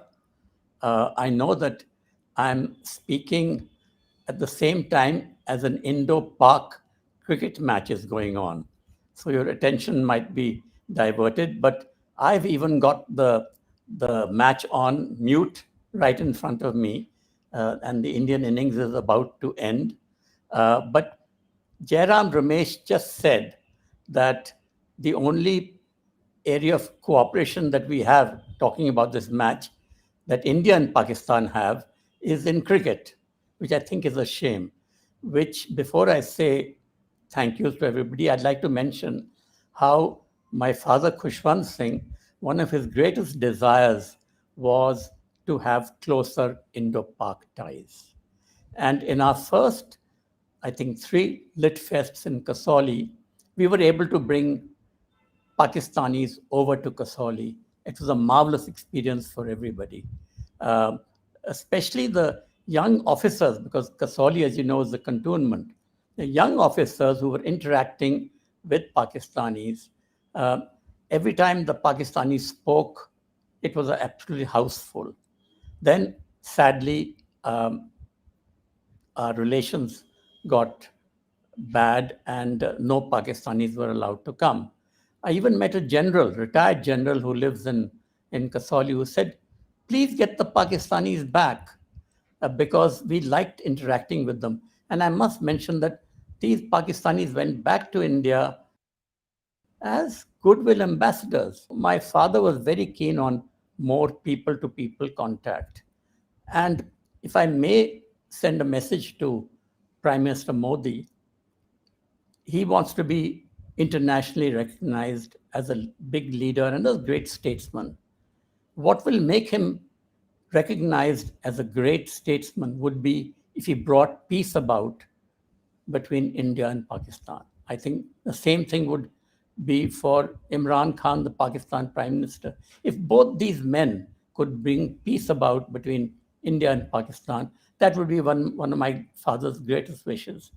And let me just mention how this has happened. Look at Nelson Mandela and de Klerk.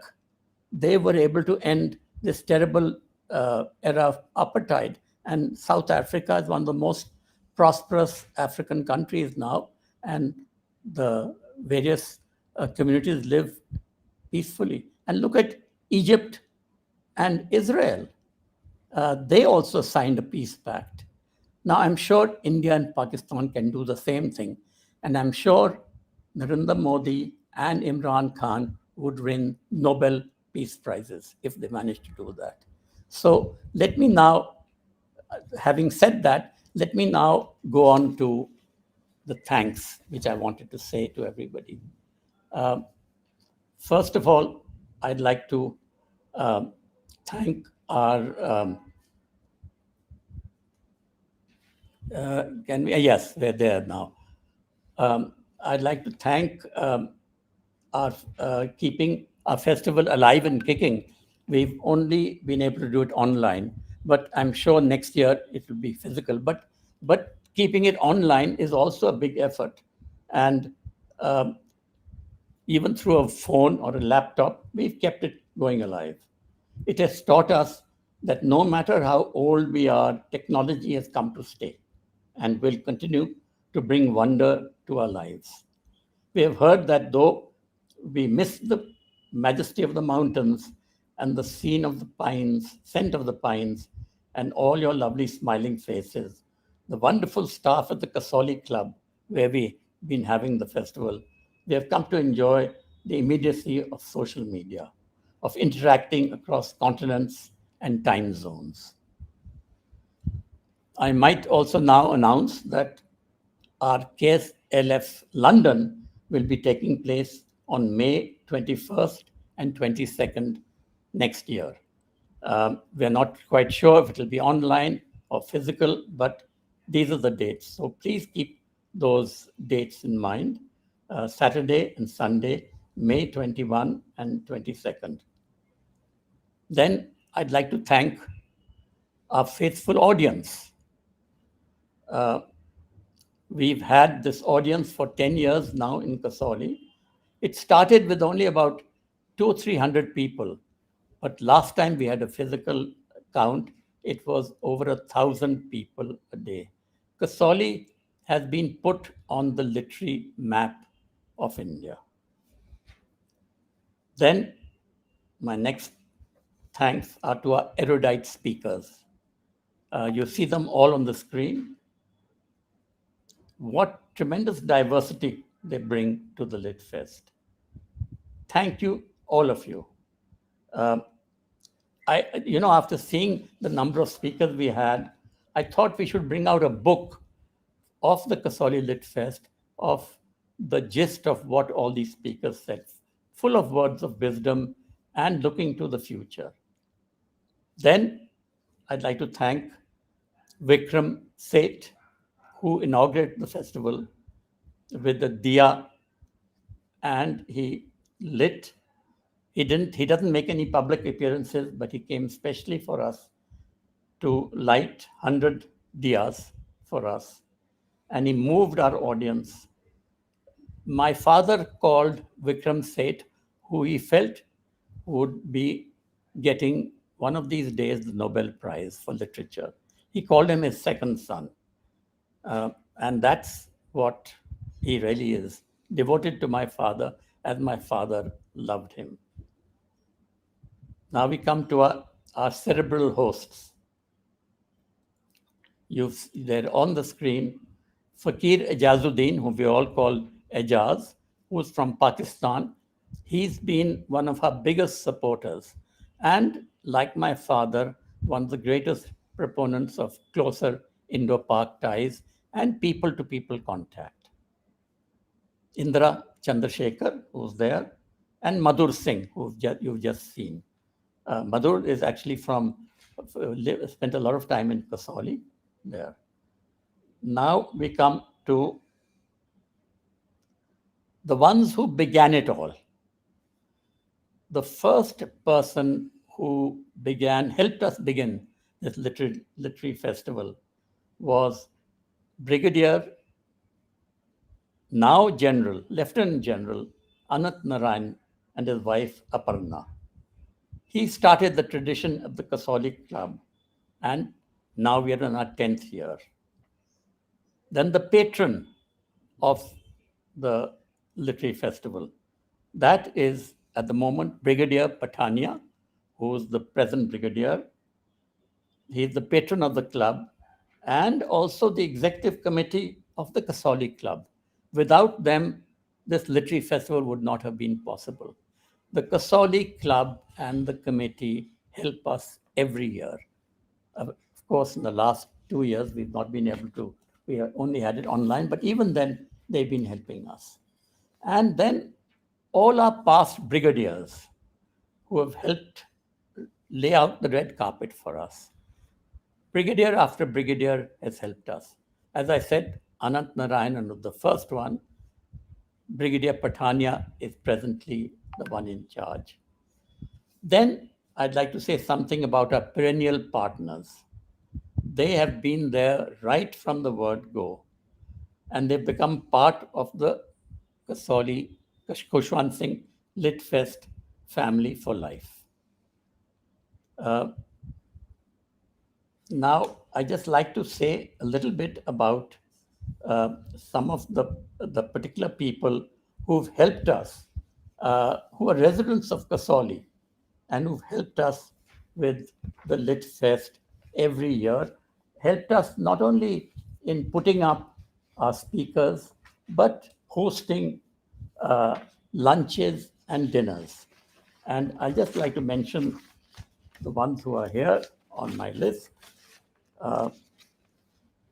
Meera Bajaj, Jags and Neelam Luthra, Manju Jasbir and Renu Chahal and the brother Satbir, Bunty and Sheila Pasricha, Vinu and Deepak from Dakshai, which is across from Kasoli, Rana and Rekha Jolly of Bekunt Resorts, Preeti and Rajesh Dogar and Rajendran Sherry of Kasori Regency. They've all put up with our speakers, housed them, looked after them, and they are part of the Kasori Lit Fest, Khushwant Singh Lit Fest family.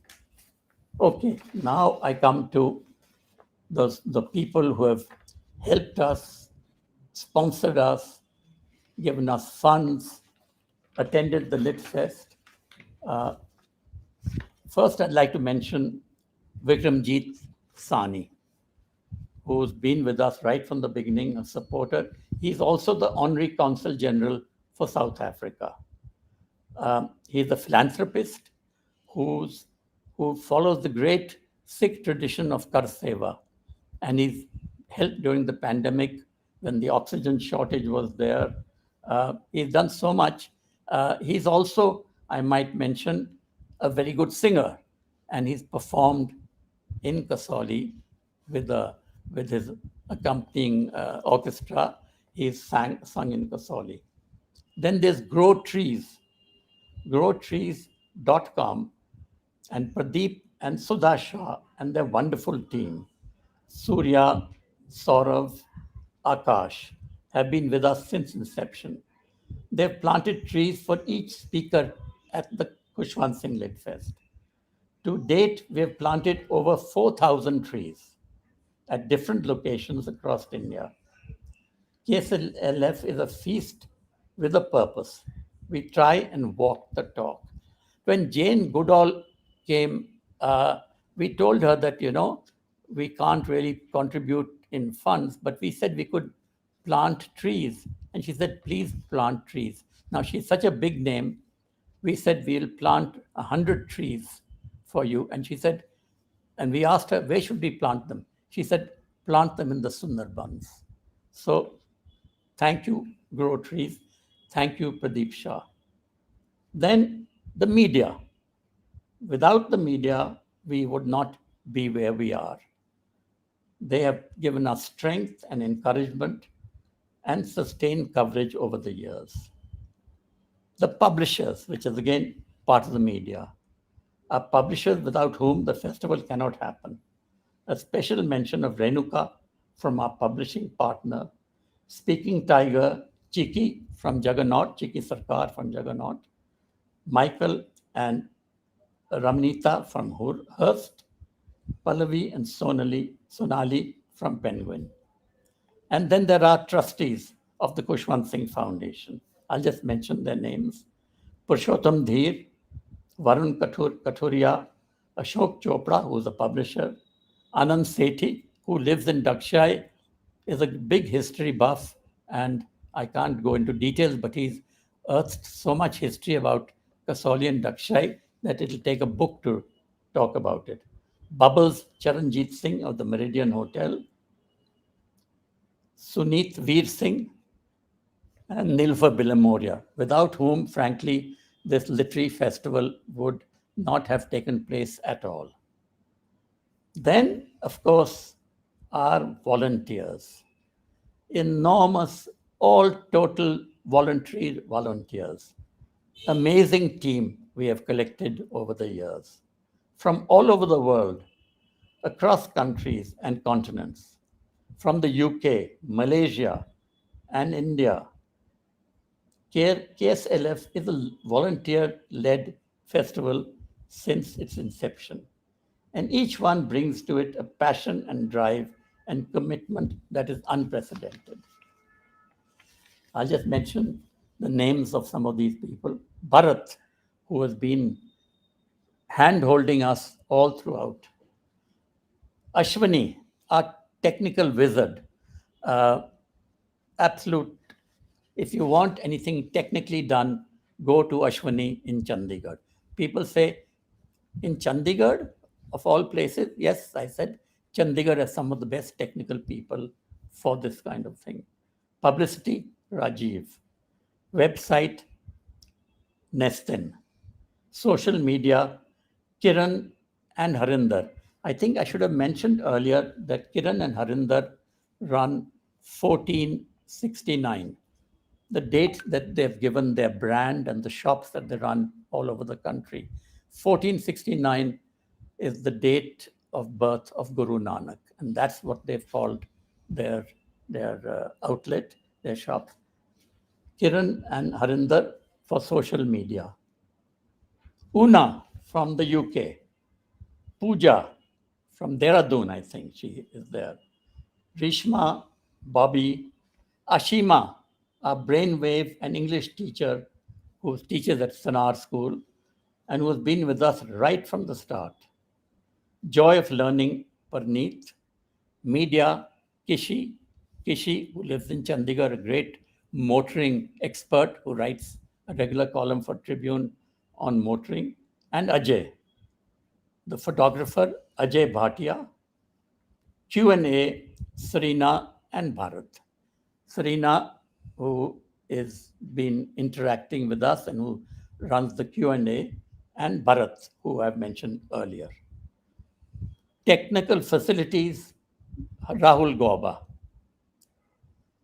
That's all. I think I've come to the end, and I look forward to seeing you online or physically at the London Lit Fest. And next October, perhaps sooner, hopefully back to the physical KS Lit Fest in Kasoli. Thank you very much, and I hope you've enjoyed all the speakers, marvelous speakers we've had, and this 3 days of learning, being enlightened. I should also mention that most of the subjects that we talked about were passions and the kind of values that my father, Khushwant Singh, wanted to help promote, passions and values. And they include the education of the girl child, the ecology, closer ties between India and Pakistan. He would have been a little unhappy with what's happened in the country in the last few years, because he was a great believer in all the communities living peacefully and happily together. But the Kasoli Lit Fest shows us that, how to go forward, where to go, and points us in the right direction. Thank you very much, all of you.